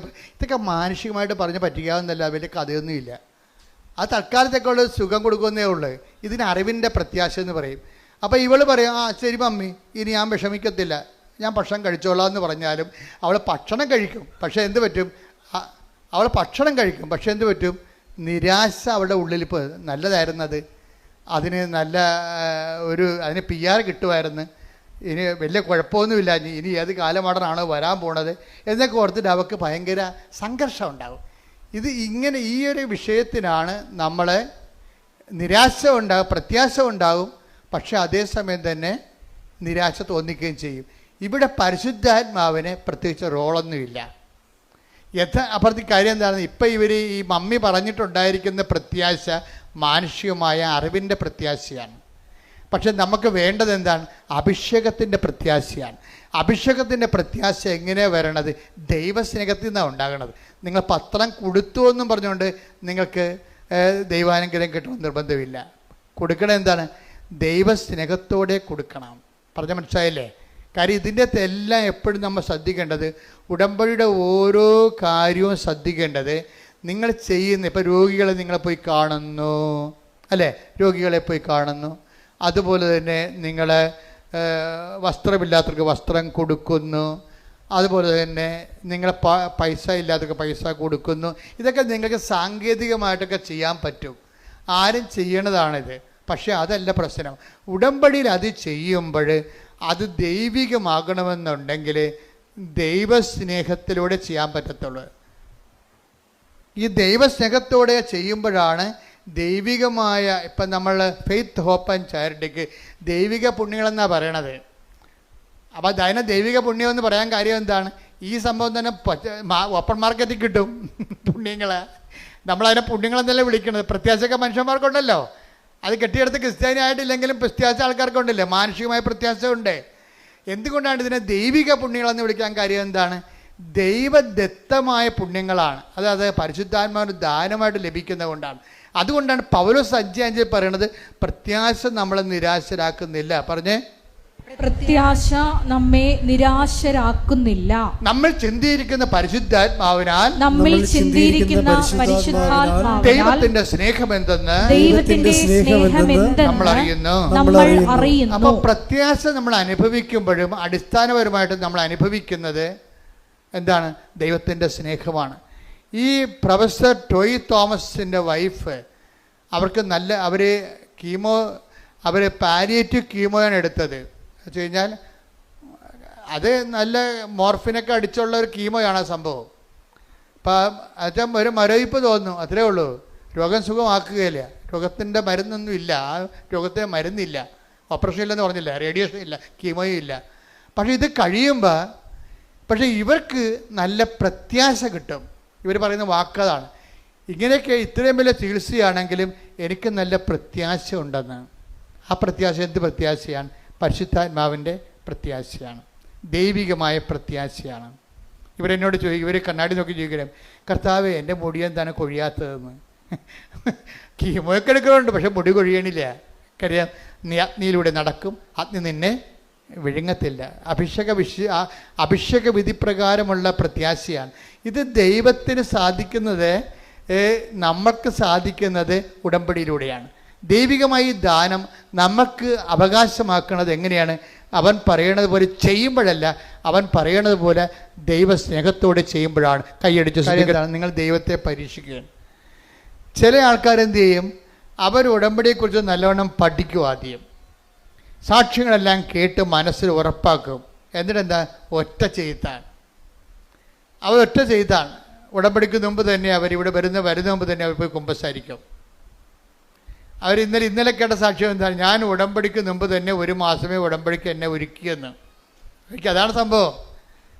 ഞാൻ ഉടമ്പടി ചെയ്യുന്നതിന് 1 മാസം മുമ്പ് തന്നെ ഞാൻ ഉടമ്പടിയിലാണെന്ന രീതിയിൽ ജീവിക്കാൻ തുടങ്ങിയെന്ന് പറഞ്ഞിരിക്കുക. എന്താണ്? സത്യസന്ധമായിട്ട് ഇൻവെസ്റ്റ് ചെയ്തിരിക്കുകയാണ്. അപ്പം അങ്ങനെ വരണ കാരണം എന്താ വെച്ച് കഴിഞ്ഞാൽ അവർക്ക് ലാഗിങ് വരത്തില്ല. പക്ഷേ ലാഗിങ് വന്നില്ലേലും ഇങ്ങനെയുള്ള ആൾക്കാരെ സംബന്ധിച്ചിടത്തോളം ആന്തരിക അഭിഷേകമുള്ള കാരണം അവർക്ക് ടൈം പ്രശ്നമല്ലാതെ വരും. ഒരു കംപ്ലൈൻറ്റും ചെയ്യത്തില്ല. എന്താ കാര്യം? അതിന് ടൈം ആകുമ്പോൾ കർത്താവ് കൃത്യമായിട്ടത് ചെയ്യും. ഇപ്പം എന്താ വിഷയം എന്ന് പറയണത്? ഇപ്പം നിങ്ങൾക്കറിയാമല്ലോ, ഈ പറഞ്ഞ പ്രൊഫസർ ടോയ് തോമസിൻ്റെ വിഷയം തന്നെ എടുക്കുക. അവർ ആ ചേട്ടായി എന്താ ചെയ്യണത്? അവർ കോളേജ് പ്രൊഫസറാണ്, പക്ഷേ ഇവരും അതുപോലെ തന്നെ ടീച്ചറാണ്. പക്ഷെ അവരെന്ത് ചെയ്യും? അവർ ഈ സിറ്റുവേഷനിലും മറ്റുള്ളവർക്ക് ഈ പത്രങ്ങളെ കൊണ്ടുപോയി എല്ലായിടത്തും പറഞ്ഞിട്ട് അവരുടെ അനുഭവങ്ങളും, അവരുടെ അനുഭവം എന്ന് പറഞ്ഞാൽ എന്താണെന്നറിയാവോ? അവിടെ അനുഭവം എന്ന് പറഞ്ഞാൽ അവരുടെ രോഗത്തിന് എന്താ സംഭവിച്ചിരിക്കുന്നത്? റേഡിയേഷൻ പറ്റത്തില്ല, ഓപ്പറേഷൻ പറ്റത്തില്ല, കീമോ പറ്റത്തില്ല. പക്ഷേ എന്ത്? പാലിയേറ്റീവ് കീമോ, മരിക്കാനുള്ള കീമോ കൊടുത്തിരിക്കുകയാണ്. ആ സംഭവം പക്ഷേ ഒരു കീമോ കഴിഞ്ഞ് 2 കീമോ 3ാമത്തെ കീമോ ടെസ്റ്റ് ചെയ്ത് നോക്കിയപ്പോൾ ഉണ്ട് 99% ഇവർ സുഖപ്പെട്ടിരിക്കണം. അപ്പം ഇവരുടെ അനുഭവങ്ങൾ പറഞ്ഞാണ് ഇവർ ആൾക്കാർക്ക് പത്രങ്ങൾ കൊടുക്കേണ്ടത്. എന്നുവെച്ചാൽ അത് കൊടുത്ത് ഒപ്പിച്ച് തീർക്കുന്ന ഒരു കാര്യമല്ല, മറിച്ച് എന്താണ്? അത് തന്നെ ഒരു ജോലിയാണ്, പ്രേക്ഷിത പ്രവർത്തനമാണ് ഉടമ്പടി. കാര്യം കാര്യം ഇത് ആദ്യമേ തന്നെ ഞാൻ തുടങ്ങിയപ്പോൾ തന്നെ പിശാച് പല്ലും നഖവും കൊണ്ട് പത്രത്തെ എതിർത്തായിരുന്നു. ഇപ്പം ഞാൻ 3-4 പേര് ഇതിൻ്റെ ഒരു കീബോർഡിൽ നിൽക്കുന്ന ആൾക്കാരുണ്ട്. ഞങ്ങൾക്ക് ഇതിനെക്കുറിച്ച് ഐഡിയ ഉണ്ട്, വ്യക്തമായ ഐഡിയ ഉണ്ട്. അപ്പോൾ എന്തെല്ലാം ലോകം മുഴുവനും തലകുത്തും പറഞ്ഞാലും ഞങ്ങളുടെ തലകുത്തും അറിയത്തില്ല. എന്താ കാര്യം? ഇപ്പം ഞാൻ തന്നെ നിങ്ങളുടെ വിഷയത്തിൽ ഞാൻ എപ്പോഴും സംസാരിക്കണം. എന്താ കാര്യം? ഈ വിഷയത്തിൻ്റെ ഇപ്പം ഞാൻ ജീവിച്ചിരിക്കുന്നതോളം കാലം ഫസ്റ്റ് ഹാൻഡ് പ്രൈമറി വിറ്റ്നസ് ഞാനാണ്. മാതാവ് പ്രത്യക്ഷപ്പെടേണ്ട കണ്ടത് ഞാൻ മാത്രമേ അമ്മയെ കണ്ടുള്ളൂ, സത്യമായിട്ടും കണ്ടുള്ളൂ. പക്ഷേ ഇന്ന് ലക്ഷക്കണക്കിന് മനുഷ്യർ അമ്മയെ കാണുന്നുണ്ട്, അനുഭവത്തിലൂടെയും നേരെയും. അപ്പോൾ ഇപ്പോൾ തന്നെ പ്രൊഫസർ ജോയ് തോമസിൻ്റെ ഈ ക്യാൻസർ വന്നിരിക്കുന്ന ചേച്ചി ഒരു ദിവസം വചനം കേട്ടുകൊണ്ടിരിക്കുക പറയും, ഇന്ന് കഠോരമായ രോഗത്തിലിരിക്കുന്നവർ മാതാവിൻ്റെ സാന്നിധ്യം മഴവില്ല് പോലെ കാണുമെന്ന് പറഞ്ഞ് അതുപോലെ തന്നെ കണ്ട്. അതെന്താ കാര്യം വെച്ച് കഴിഞ്ഞാൽ ഈ വിശ്വാസത്തിൽ ദൈവത്തെ അന്വേഷിക്കുന്നവർക്ക് ദൈവം സമീപസ്ഥനാണ്. ഹൃദയ പരമാർത്ഥതയോടെ take the bed of God. സ്തുതിക്കട്ടെ. ഹല്ലേലൂയ, ഹല്ലേലൂയ, ഹല്ലേലൂയ, ഹല്ലേലൂയ. യേശുവേ നന്ദി. ഹല്ലേലൂയ, ഹല്ലേലൂയ, ഹല്ലേലൂയ. യേശുവേ ആരാധന, ആരാധന, ആരാധന. യേശുവേ നന്ദി. മഹത്വം, മഹത്വം, മഹത്വം, മഹത്വം. ഹല്ലേലൂയ, ഹല്ലേലൂയ, ഹല്ലേലൂയ. 145 സങ്കീർത്തനം 18 തിരുവചനം. സങ്കീർത്തനം 145:18. തന്നെ വിളിച്ചപേക്ഷിക്കുന്നവർക്ക് ഹൃദയ പരമാർത്ഥതയോടെ വിളിച്ചപേക്ഷിക്കുന്നവർക്ക് കർത്താവ് സമീപസ്ഥനാണ്. കളങ്കമില്ലാതെ പരമാർത്ഥത വേണം. അല്ല ഒക്കുവോ? അച്ഛൻ പറഞ്ഞ് ശരിയായിരിക്കുവോ?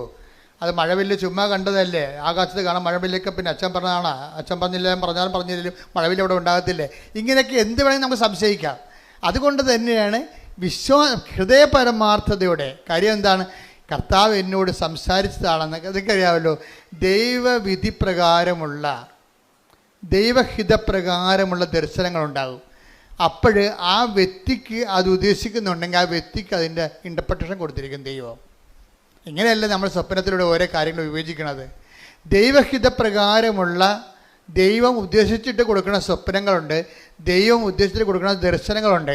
അതെന്താണ്, അതിൻ്റെ പ്രിൻ്റ് ഔട്ട് ഉൾപ്പെടെയാണ് അതിൻ്റെ ആ വ്യക്തിയെ അഡ്രസ്സ് ചെയ്യണത് വിത്ത് അഡ്രസ്സാണ് കൊടുക്കണത്.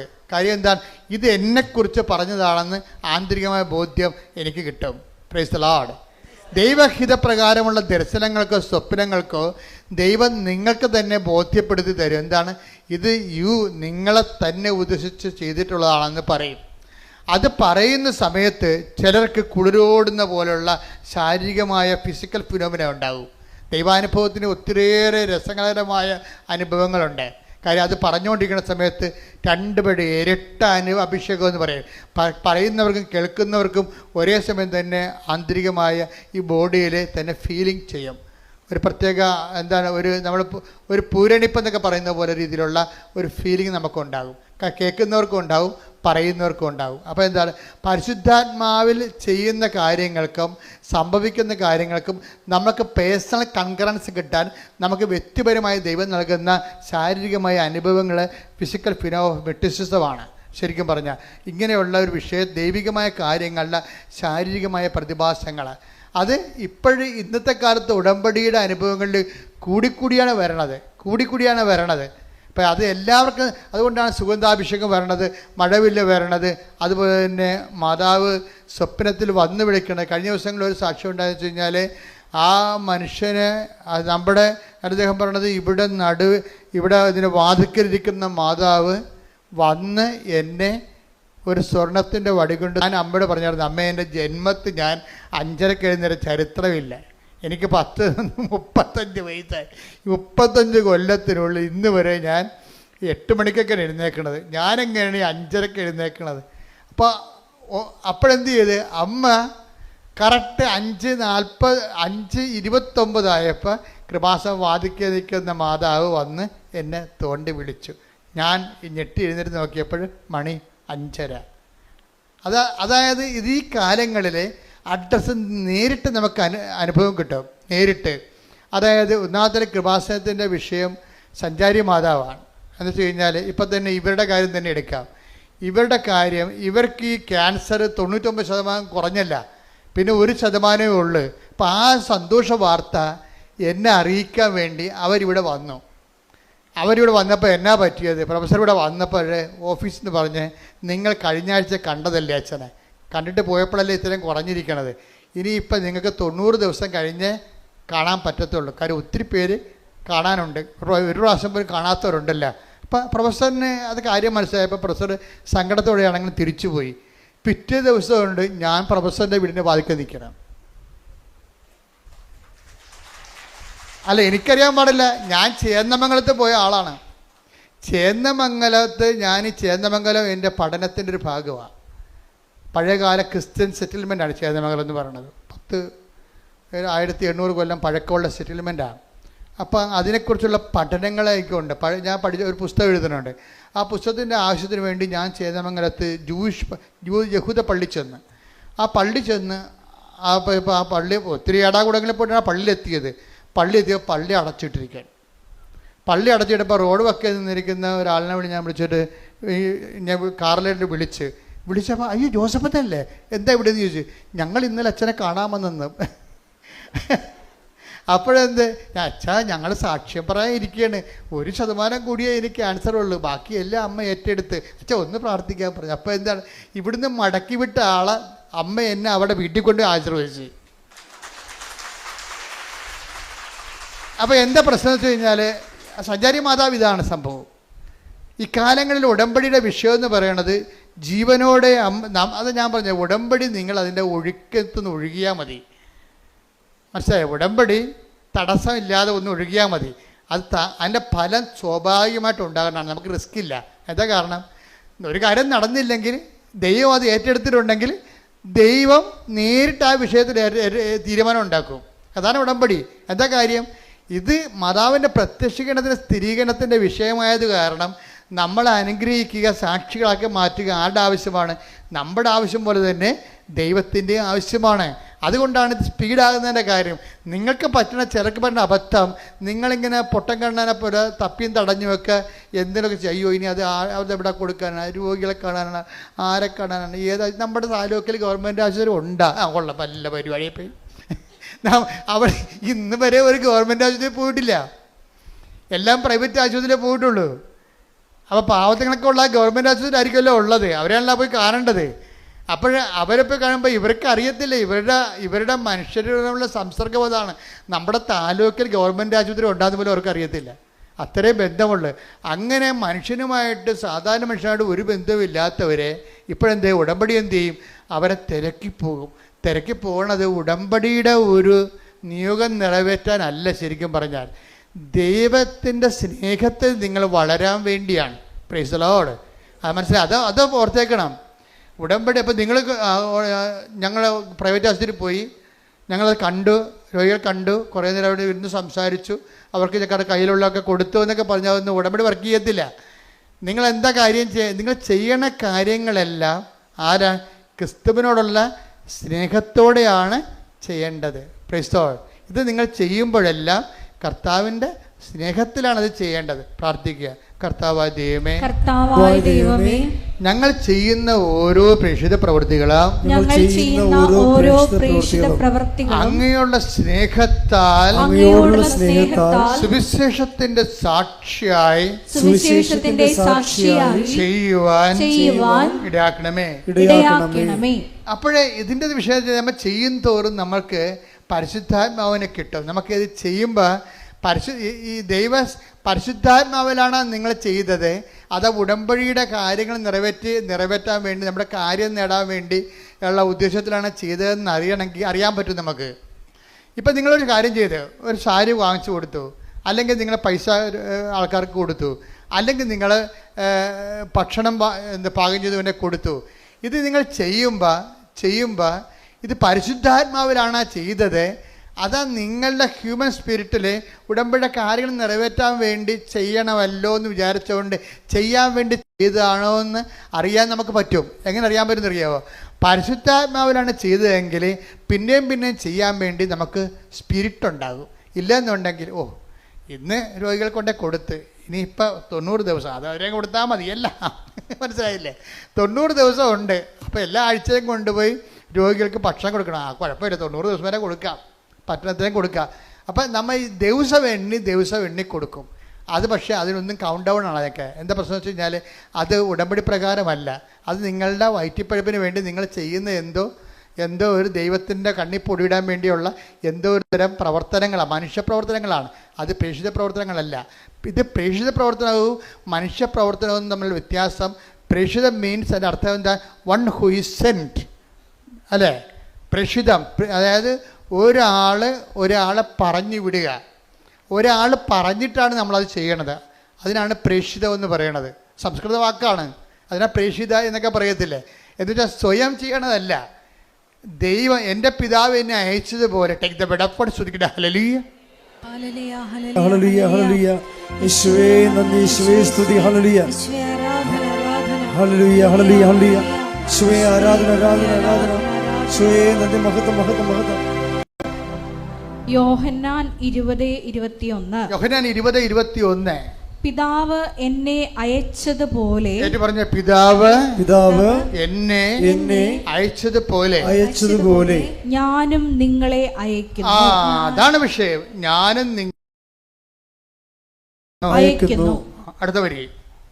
ഇത് പറഞ്ഞിട്ട് അവരുടെ മേൽ വിശ്വസിച്ചുകൊണ്ട് അവരോട് അരുൾ ചെയ്തു, നിങ്ങൾ പരിശുദ്ധാത്മാവിനെ സ്വീകരിക്കുവിൻ. അപ്പോൾ എപ്പോഴും പ്രേക്ഷിത പ്രവർത്തനത്തിന് അത് എൻസ്പിരിറ്റഡ് ആണ്. മനസ്സിലായില്ലേ? മറ്റൊരു സാധാരണ പ്രവർത്തനങ്ങൾക്ക് ഹ്യൂമൻ സ്പിരിറ്റഡ് ആണ്. ഇത് വ്യത്യാസം ഇതാണ്.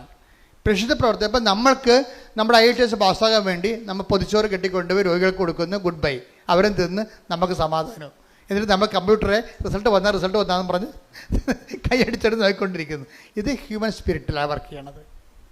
പ്രേക്ഷിത പ്രവർത്തനം എന്ന് പറഞ്ഞാൽ എന്താണ്? എൻ്റെ പിതാവ് എന്നെ അയച്ചതുപോലെ, പിതാവ് യേശുവിന് ഏറ്റവും വലിയ പ്രേക്ഷിതനാരാണ്? ഈശോയാണ്. അപ്പ അയച്ചതാണ്. എൻ്റെ പിതാവിനെ അയച്ചതുപോലെ എന്ത് ചെയ്യണം? ഞാനും നിങ്ങളെ അയക്കുന്നു. അപ്പോൾ നിങ്ങൾ പോകുമ്പോൾ യേശു ക്രിസ്തുവാണ് നിങ്ങളെ ഗവൺമെൻറ് ആശുപത്രിയിലോട്ട് പറഞ്ഞു വിട്ടിരിക്കുന്നത് എന്ന് നമുക്ക് ഫീൽ ചെയ്യണം. അപ്പോഴാണത് പ്രേക്ഷിത പ്രവർത്തനം ആകണത്. യേശു ക്രിസ്തുവാണ് നിങ്ങളെ, കർത്താവേ ഒരു 10 പത്രം കയ്യിലെടുത്ത് അല്ലെങ്കിൽ 10 പൊതിച്ചോറ് ഉണ്ടാക്കുന്ന സമയത്ത് നിങ്ങൾ ജപമാല ചൊല്ലിക്കൊണ്ടാണല്ല രോഗികൾക്ക് വേണ്ടി പൊതിച്ചോറ് ഉണ്ടാക്കുന്നത്. അപ്പോൾ ഉണ്ടായിക്കൊണ്ടിരിക്കുന്ന സമയത്ത് നിങ്ങൾക്ക് അത് കൊണ്ടുപോകുന്നതിന് വേണ്ടി പരിശുദ്ധാത്മാവ് നിങ്ങൾക്ക് ആ സമയത്ത് തരും ദൈവം. അതാണ് പ്രേക്ഷിത പ്രവർത്തനത്തിൻ്റെ ഗുണം. പരിശുദ്ധാത്മാവ് തന്നു കഴിഞ്ഞാൽ, ഇപ്പോൾ ഈ ജിബിൻ്റെ സാക്ഷ്യം കണ്ട്, ജുബിൻ ഞാൻ പറഞ്ഞു നേരത്തെ പറഞ്ഞ കക്ഷിയില്ലേ, അയാളുടെ ചെറുപ്പക്കാരനാണ്. അയാൾ ഉടമ്പടി എടുത്തപ്പോൾ എന്താ സംഭവിച്ചത്? അയാൾക്ക് 4 സപ്ലൈ ഉണ്ടായത്, പിന്നെ അത് കൂടി 7 സപ്ലൈ ആയി. പിന്നെ എന്ത് ചെയ്ത്? അടുത്ത എഴുത്തിന് 7 സപ്ലൈ ആൾ ജയിച്ചു. അതാണ് വിഷയം. അപ്പോൾ പക്ഷെ അയാൾ ചെയ്യണ കാര്യം എന്താണെന്നറിയാമോ? അതായത് വേറെ ബ്ലോസം എന്ന് പറഞ്ഞൊരാളെ കണ്ടുമുട്ടി ആശുപത്രി ചെന്നപ്പോൾ.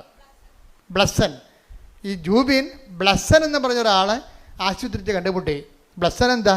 ബ്ലസ്സന് ക്യാൻസറാണ്. അപ്പോൾ ബ്ലസ്സനെ ചികിത്സിച്ച് അവന് അയാളുടെ കയ്യിലുള്ളതൊക്കെ കൊടുത്ത് അവന് ഭക്ഷണമൊക്കെ വാങ്ങിച്ചു കൊടുത്ത് ബ്ലസ്സിന് തോന്നി ഇവനിപ്പോൾ പാവപ്പെട്ടവനാണ്, ഇവൻ്റെ അമ്മ ഇവിടെ നിന്ന് നോക്കിക്കൊണ്ടുകൂടെ നോക്കിക്കൊണ്ട് നിൽക്കണം. അവർ പോയി കുളിക്കുകയോ വല്ലതും ചെയ്യണമെന്നുണ്ടെങ്കിൽ ഇവിടെ ഇവനെ നോക്കാൻ ആരുമില്ല. അപ്പോൾ ജൂബിൻ പറഞ്ഞു, ബ്ലസ്സിൻ്റെ അമ്മയല്ലേ, അമ്മ വീട്ടിൽ പോയി കുളിക്കുക നിനക്കൊക്കെ ചെയ്തിട്ട് വാ, ഞാനിവിടെ ഇവനെ നോക്കിക്കൊണ്ട് നിന്നോളാം. കളി വേണ്ട, അത് പ്രേക്ഷിത പ്രവർത്തനം എന്ന് പറഞ്ഞാൽ അതാണ്. കളി മറന്ന കണ്ടില്ലേ? അങ്ങനെ നിന്ന് എത്ര ദിവസം എന്നറിയാവോ? അവൻ പാവപ്പെട്ടതായത് കൊണ്ട് അവർക്ക് ഒരു നേരം ആഹാരം കിട്ടണമെങ്കിൽ പണിയെടുക്കണ്ടേ. അപ്പം അതുകൊണ്ട് ഞാൻ എന്ത് ചെയ്ത്, അമ്മയെ പറഞ്ഞ് വീട്ടിൽ വിട്ടിട്ട് ഞാൻ 1 മാസം അവൻ്റെ കൂടെ നിന്നെന്ന് പറഞ്ഞു. Price the Lord. ഇതാണ് പ്രേക്ഷിത പ്രവർത്തനം. ഇതാണ് പ്രേക്ഷിത പ്രവർത്തനം. അപ്പോൾ അവൻ മരിക്കാനായപ്പോൾ അവൻ പറഞ്ഞു, എനിക്ക് ജൂബിനെ കാണണമെന്ന് പറഞ്ഞു. പിന്നെ ജൂബിൻ പോയി കണ്ടു. ജൂബിൻ്റെ കൂടെ കൈവച്ച് അവൻ മരിച്ചു. അപ്പോൾ ഒരു മനുഷ്യന്മാരെങ്ങനെ ജീവിക്കണമെന്ന് നോക്കിയേ. അവസാന നിമിഷമാണ് അവനെ ശുശ്രൂഷിക്കാൻ കിട്ടിയെങ്കിലും ആ ജീവിതകാലം മുഴുവൻ ഇതിൽ നിന്ന് വരുമാനം കിട്ടി. ഈ ജൂബിനെ ഈ ബ്ലസ്സനെ സ്നേഹിച്ചതിൻ്റെ പേരിൽ കർത്താവ് അവൻ്റെ മരണം വരെ ഇതിൽ നിന്ന് അവന് വരുമാനം വന്നുകൊണ്ടിരിക്കും, കൃപയുടെ വരുമാനം വന്നുകൊണ്ടിരിക്കും. ഒരിക്കലും ജൂബിനെ ദൈവം മറക്കത്തില്ല. അതുപോലെ നിങ്ങളെയും ദൈവം ഒരിക്കലും മറക്കാനാവാ ദൈവത്തിന് എന്ന് ഓർക്കാൻ പറ്റുന്ന രീതിയിൽ ഒരു പ്രേക്ഷിതയായി നിങ്ങൾ പ്രേക്ഷിത പ്രവർത്തനത്തിൻ്റെ ഒരു മാനദണ്ഡം എന്താണെന്ന് നോക്കിയേ. ജൂബിൻ്റെ പ്രേക്ഷിത പ്രവർത്തനത്തിൻ്റെ മാനദണ്ഡം എന്താണ്?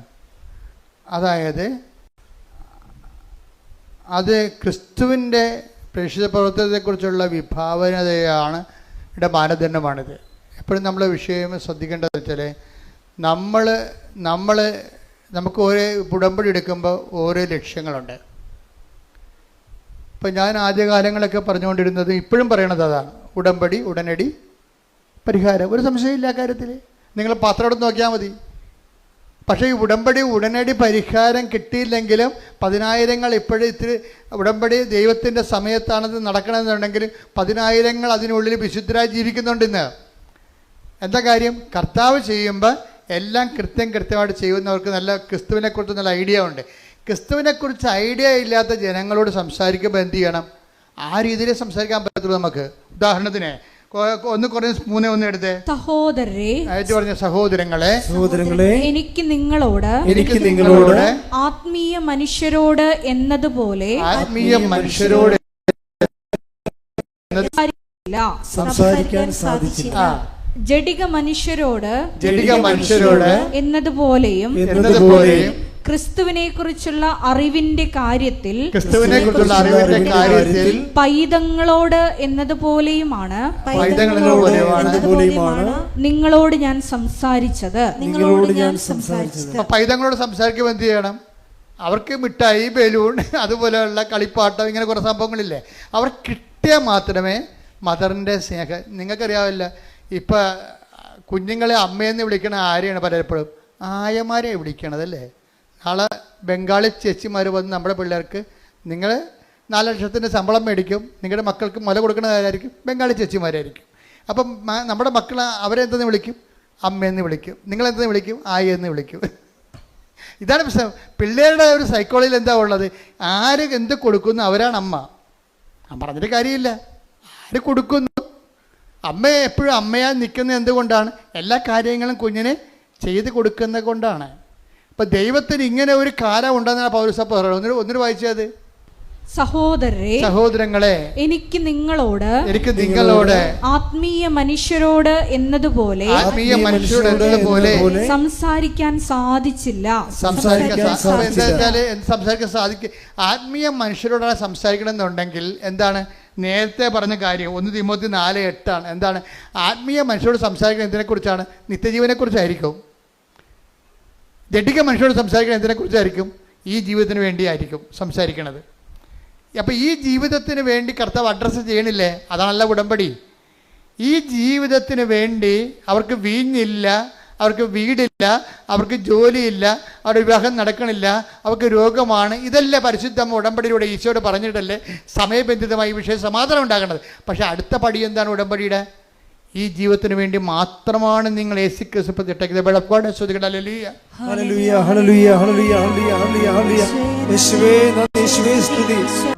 1 കൊരിന്തോസ് 15:19 ഈ ജീവിതത്തിന് വേണ്ടി മാത്രം പറഞ്ഞ ഈ ജീവിതത്തിന് വേണ്ടി മാത്രം ക്രിസ്തുവിൽ പ്രത്യാശ വച്ചിട്ടുള്ളവരാണെങ്കിൽ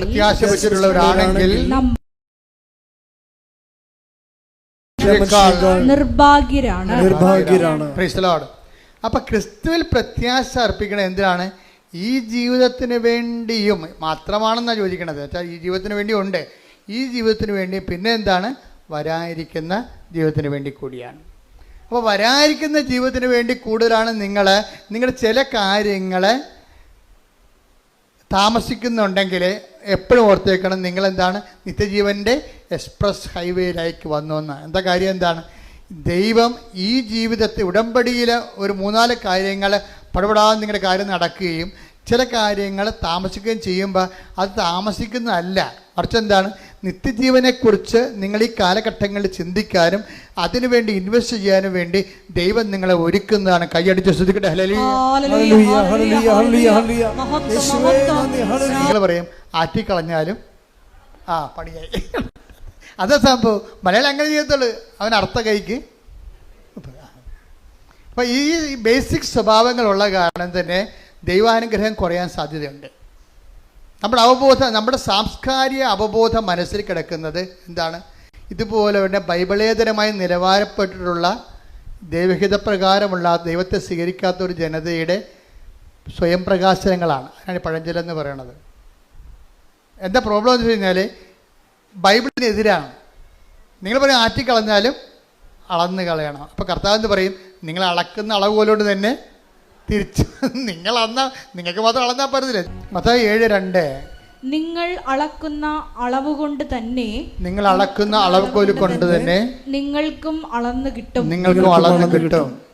പക്ഷെ ഇത് എങ്ങനെ സംഭവിച്ചിരിക്കുന്നത്? ഇത് ലൂക്കാസ് വിശേഷമാണ് നല്ലത്. ലൂക്കാസ് വിശേഷം 6:38 അവസാനമാണ് പറയണത്, നിങ്ങൾ അളക്കുന്ന അളവുകോല് കൊണ്ട് തന്നെ നിങ്ങൾക്കും അളന്ന് കിട്ടുമെന്ന്. പക്ഷെ എന്താ പ്രശ്നം വെച്ചാൽ അതൊക്കെ മുമ്പ് പറഞ്ഞ വാക്ക് എന്താണ്? കൊടുക്കുവിൻ നിങ്ങൾക്ക് ലഭിക്കും. അതാണ് പറഞ്ഞത്. അതിക്ക് മുമ്പ് പറയാം, കൊടുക്കുവിൻ നിങ്ങൾക്ക് ലഭിക്കും. എന്ത് കിട്ടും?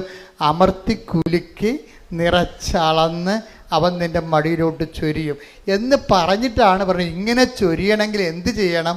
നിങ്ങൾ അളക്കുന്ന അളവുകോല് കണ്ടിട്ട് നിങ്ങൾക്ക് കൈ നീളത്തില്ലെന്ന് ദൈവം കൈ നീളത്തില്ലെന്ന് അർത്ഥം. നമ്മൾക്ക് കൈ നീളത്തില്ലെങ്കിൽ ദൈവത്തിൻ്റെ കൈ നീളത്തില്ലെന്നാണ് ഈ പറയണത്.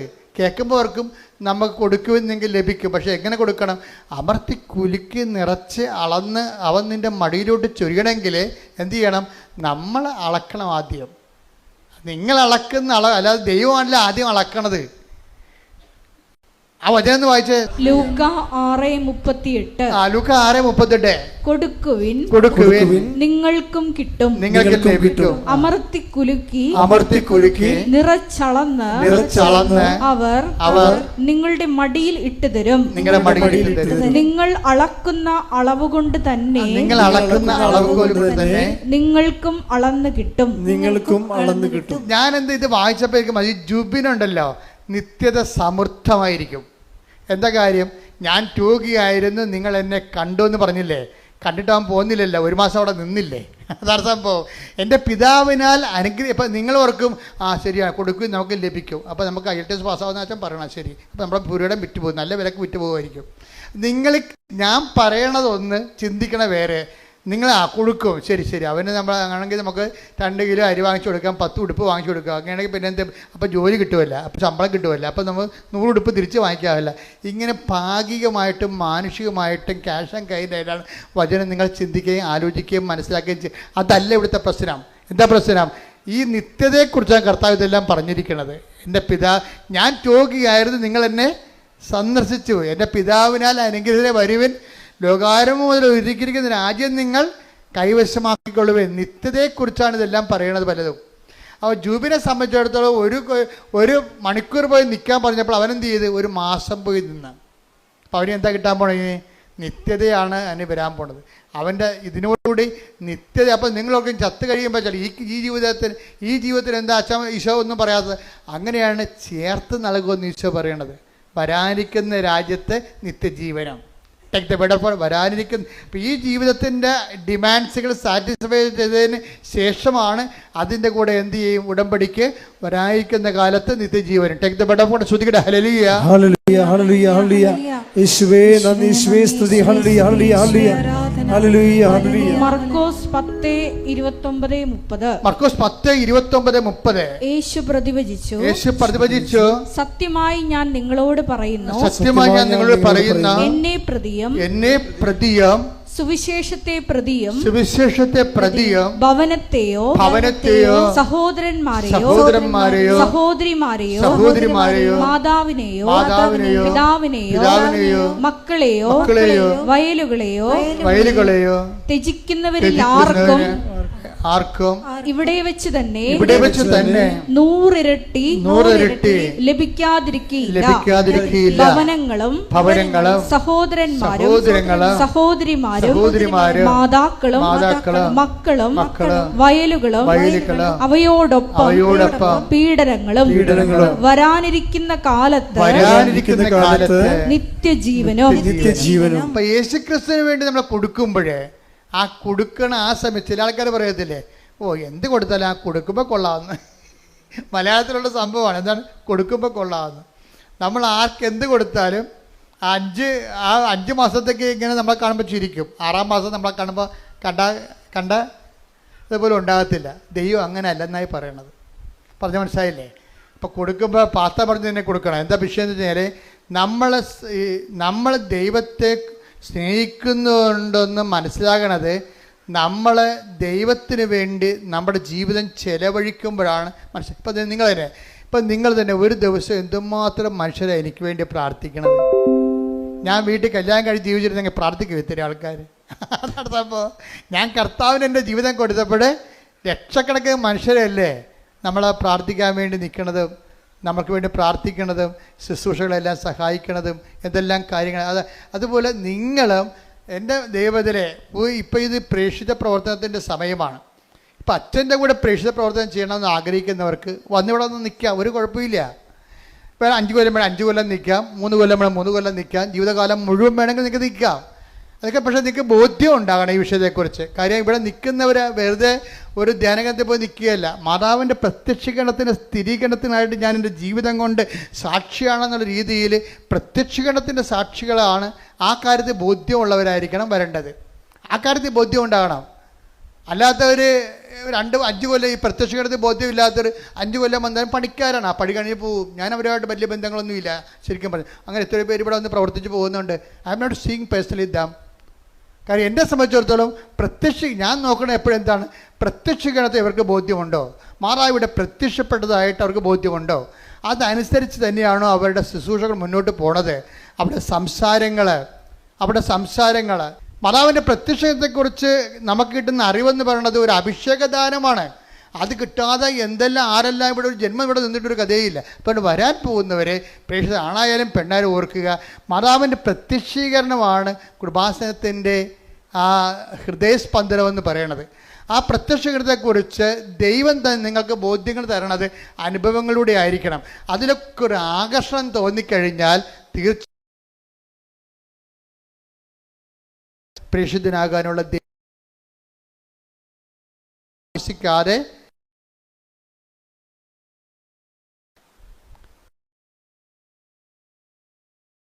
ദൈവവിളി ഈ സന്യസ്തന്മാരെ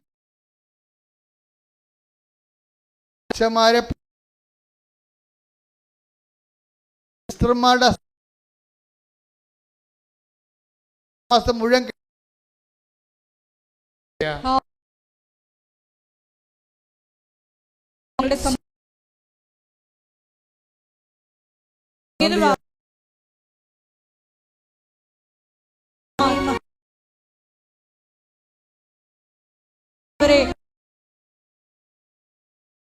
മകന്റെ മേലെ അടുപ്പിട പോലെ വൈദാക്കാലം പോലെ ദൈവികമായ ശക്തി ഓരോ മകന്റെ മേലും ഇറങ്ങുന്ന കർത്താവിന്റെ വിശുദ്ധ രക്തം, കർത്താവിന്റെ വിശുദ്ധ രക്തം ഉച്ച മുതല്, കർത്താവിന്റെ വിശുദ്ധ രക്തം ഉച്ച മുതല് ഉള്ളംകാലം വരെ കർത്താവിന് ഇത് അരിച്ചിറങ്ങട്ടെ.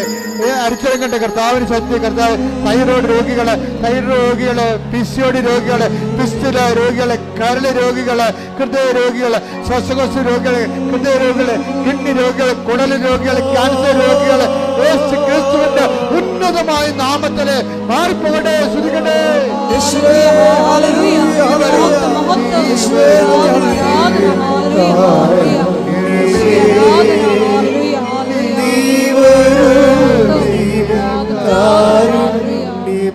പാടുക, എല്ലാരും പാടുക. നീ വരൂ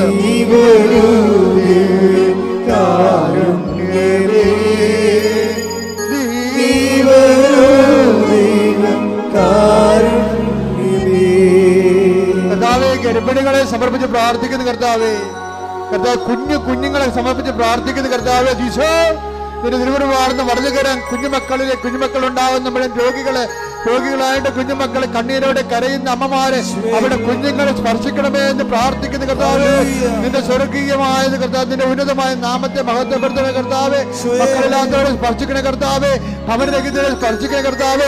സാമ്പത്തികമായ ക്ലേശങ്ങളുള്ളവര്, ഭാരങ്ങളുള്ളവര്, പരീക്ഷ എഴുതി നിൽക്കുന്നവർ, റിസൾട്ട് പ്രതീക്ഷിക്കുന്നവര് കർത്താവെ, ജോലിക്ക് വേണ്ടി പരിശ്രമിക്കുന്നവർ, ജോലി നഷ്ടപ്പെടാൻ പോകുന്നവർ, ലിസ്റ്റ് ക്യാൻസലാകാൻ പോകുന്നവർ, യേശു ക്രിസ്തുവിന്റെ ഉന്നതമായ നാമത്തില് മാർഗ തടസ്സങ്ങള്, ജീവിത ദുരിതങ്ങള് യേശുവിന്റെ നാമത്തിൽ മാറിപ്പോകട്ടെ. ശ്രുതിക്കട്ടെ. ഹല്ലേലൂയ, ഹല്ലേലൂയ, ഹല്ലേലൂയ. യേശുവേ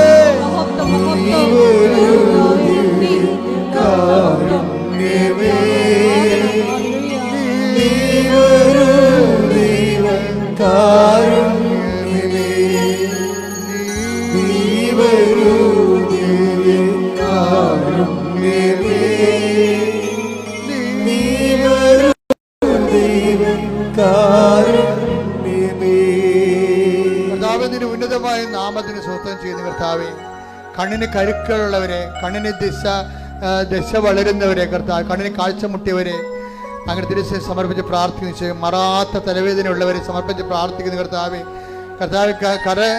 കണ്ണിൽ നിന്നും കാതിൽ നിന്ന് ഫ്ലൂയിഡ് വരുന്നവരെ, പഴുപ്പ് വരുന്നവരെ സമർപ്പിച്ച് പ്രാർത്ഥിക്കുന്ന കർത്താവ്. തൊണ്ടയിൽ മുഴയുള്ളവരെയും, തൈറോയ്ഡ് രോഗികളെയും, ടോൺസൈറ്റ് രോഗികളെയും, സ്പിറ്റുല രോഗികളെയും, സ്പോണ്ടിലൈറ്റിസ് രോഗികളെയും സമർപ്പിച്ച് പ്രാർത്ഥിക്കുന്ന കർത്താവേ, നിന്റെ വിശുദ്ധ പൗരോഹിത്യത്തെ മഹത്വപ്പെടുത്തണമേ കർത്താവെ. സഭയിലുള്ള സാന്നിധ്യം പ്രകടമാക്കണമേ. എൻ്റെ കർത്താവിൻ്റെ ഉന്നതമായ നാമത്തിൽ ഏത് രോഗത്തിന് വേണ്ടിയാണോ, ഏത് ജീവിത ആവശ്യത്തിന് വേണ്ടിയാണോ, ഏത് ഡേറ്റ് ഇട്ട് പ്രാർത്ഥിക്കുന്ന വിഷയമാണോ, ഏത് രേഖ ആവശ്യപ്പെട്ടുള്ള വിഷയമാണോ, ഏത് ജോലി ആവശ്യപ്പെട്ട വിഷയമാണോ, ഏത് ഡേറ്റ് നിശ്ചയിച്ചുകൊണ്ട് അതിന്റെ ശുഭകരമായ മറുപടി പ്രതീക്ഷിക്കുന്ന കാര്യങ്ങളാണ്, യേശുവിന്റെ നാമത്തിൽ മാതാവിന്റെ മധ്യസ്ഥത്തില് ദൈവിക ഇടപെടലുണ്ടാകട്ടെ. ശ്രുതിക്കട്ടെ. ഹല്ലേലൂയ, ഹല്ലേലൂയ, ഹല്ലേലൂയ. യേശുവേ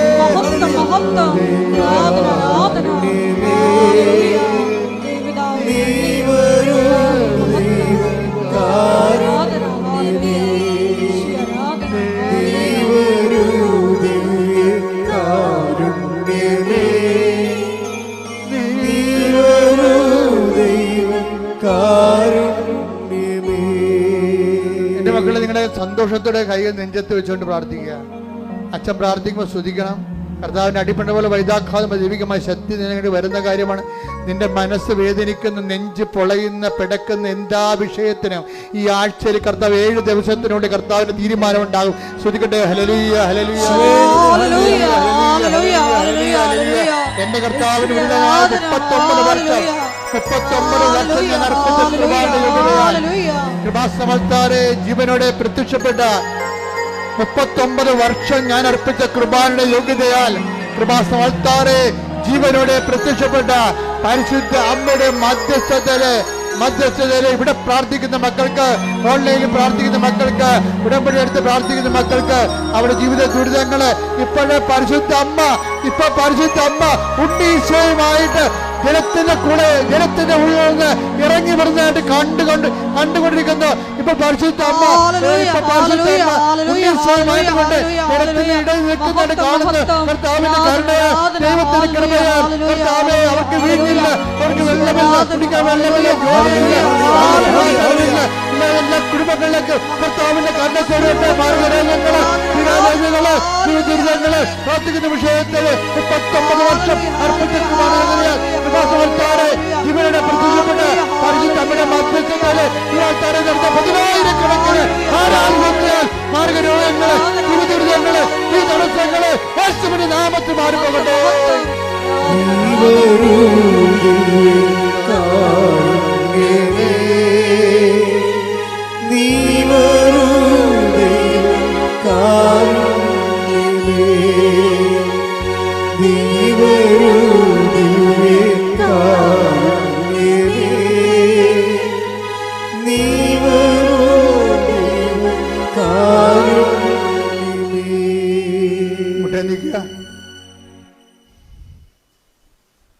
കൈകൾ കുപ്പിക്കൊണ്ട് കണ്ണടച്ച് കണ്ണ് തുറന്ന് കർത്താവ് നോക്കിക്കൊണ്ട് നിൽക്കേണ്ട സമയമാണ്.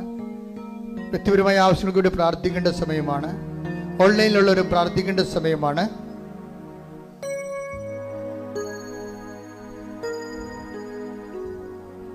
മുട്ടിൻ്റെ മുകളിലുള്ള നീണ്ട മുഴകളെ കർത്താവ് സ്പർശിക്കുന്നതായിട്ടും സുഖപ്പെടുന്നതായിട്ട് സാക്ഷ്യ സന്ദേശമുണ്ട്. ശരീരം മുഴുവൻ ഇങ്ങനെ കുരുക്കൾ പോലെ, ചൂടുകുരുവല്ല, അല്ലാതെ തന്നെ എന്തോ അലർജി മൂലം ഉണ്ടാകുന്ന കുരുക്കളെ കർത്താവ് സ്പർശിക്കുന്ന സന്ദേശമുണ്ട്. എപ്പോഴും ശരീരത്തിൽ ഇങ്ങനെ തള്ളവെല്ലോട് നെക്കി നോക്കുന്ന ഒരു ഇടമുണ്ട്. അത് ക്യാൻസറാണെന്ന് സ്വന്തമായിട്ട് ചിന്തിച്ച് ആകുലപ്പെടുന്ന വ്യക്തിയുണ്ട്. ആ വ്യക്തിയെ കർത്താവ് സുഖപ്പെടുന്നതായിട്ട് കാണിക്കുന്നുണ്ട്. ശ്രദ്ധിക്കട്ടെ. ഹല്ലേലൂയ.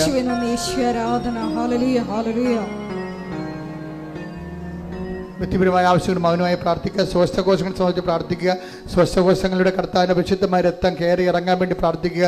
ശ്വാസകോശ രോഗം കർത്താവ് സുഖപ്പെടുത്തുന്ന സമയമാണ്. ഇത് സാക്ഷ്യം പറയാൻ നിങ്ങൾക്ക് സാധിക്കാം.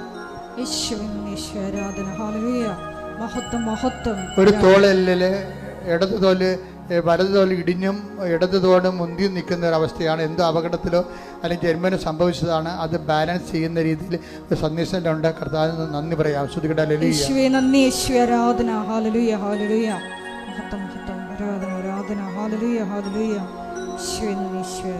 മൗനമായി പ്രാർത്ഥിക്കേണ്ട സമയമാണ്. ഒരിക്കൽ കൂടി മരിയൻ ഉടമ്പടിയിൽ സമർപ്പിച്ചിരിക്കുന്ന എല്ലാ വിഷയങ്ങളും ദൈവമാതാവിൻ്റെ മധ്യസ്ഥതയിൽ ദിവ്യകാരുണ്യ സന്നിധിയിൽ സമർപ്പിച്ചുകൊണ്ട് നമുക്ക് ഒരു നിമിഷം മൗനമായിട്ട് പ്രാർത്ഥിക്കാം. ദൈവസ്നേഹത്തോടെ ദൈവിക പ്രത്യാശയിൽ മുന്നേറിക്കൊണ്ട് ഉടമ്പടി നിബന്ധനകൾ പാലിച്ചുകൊണ്ട് പരിശുദ്ധ അമ്മയുടെ പ്രത്യക്ഷീകരണത്തിൻ്റെ സ്ഥിരം സാക്ഷ്യമാക്കി ഞങ്ങളെ ഓരോരുത്തരെയും, ഞങ്ങളുടെ കുടുംബങ്ങളെയും സ്ഥാപനങ്ങളെയും ഈശോ ഉയർത്തണമേ എന്ന് പ്രാർത്ഥിച്ചുകൊണ്ട് നമുക്ക് ശിരസ്സ് നമിച്ച് ദിവ്യകാരുണ്യനാഥൻ്റെ ആശീർവാദം സ്വീകരിക്കാം.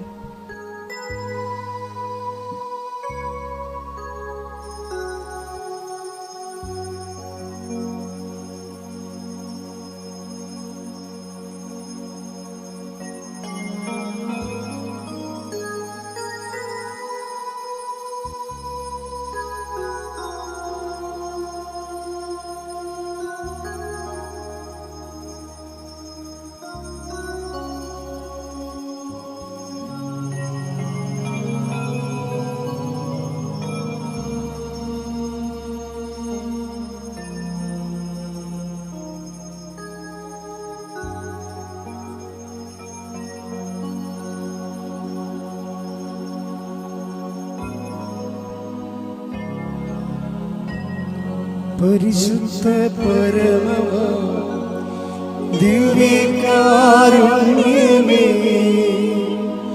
എന്നുമെന്നും അങ്ങേക്കാരാധന.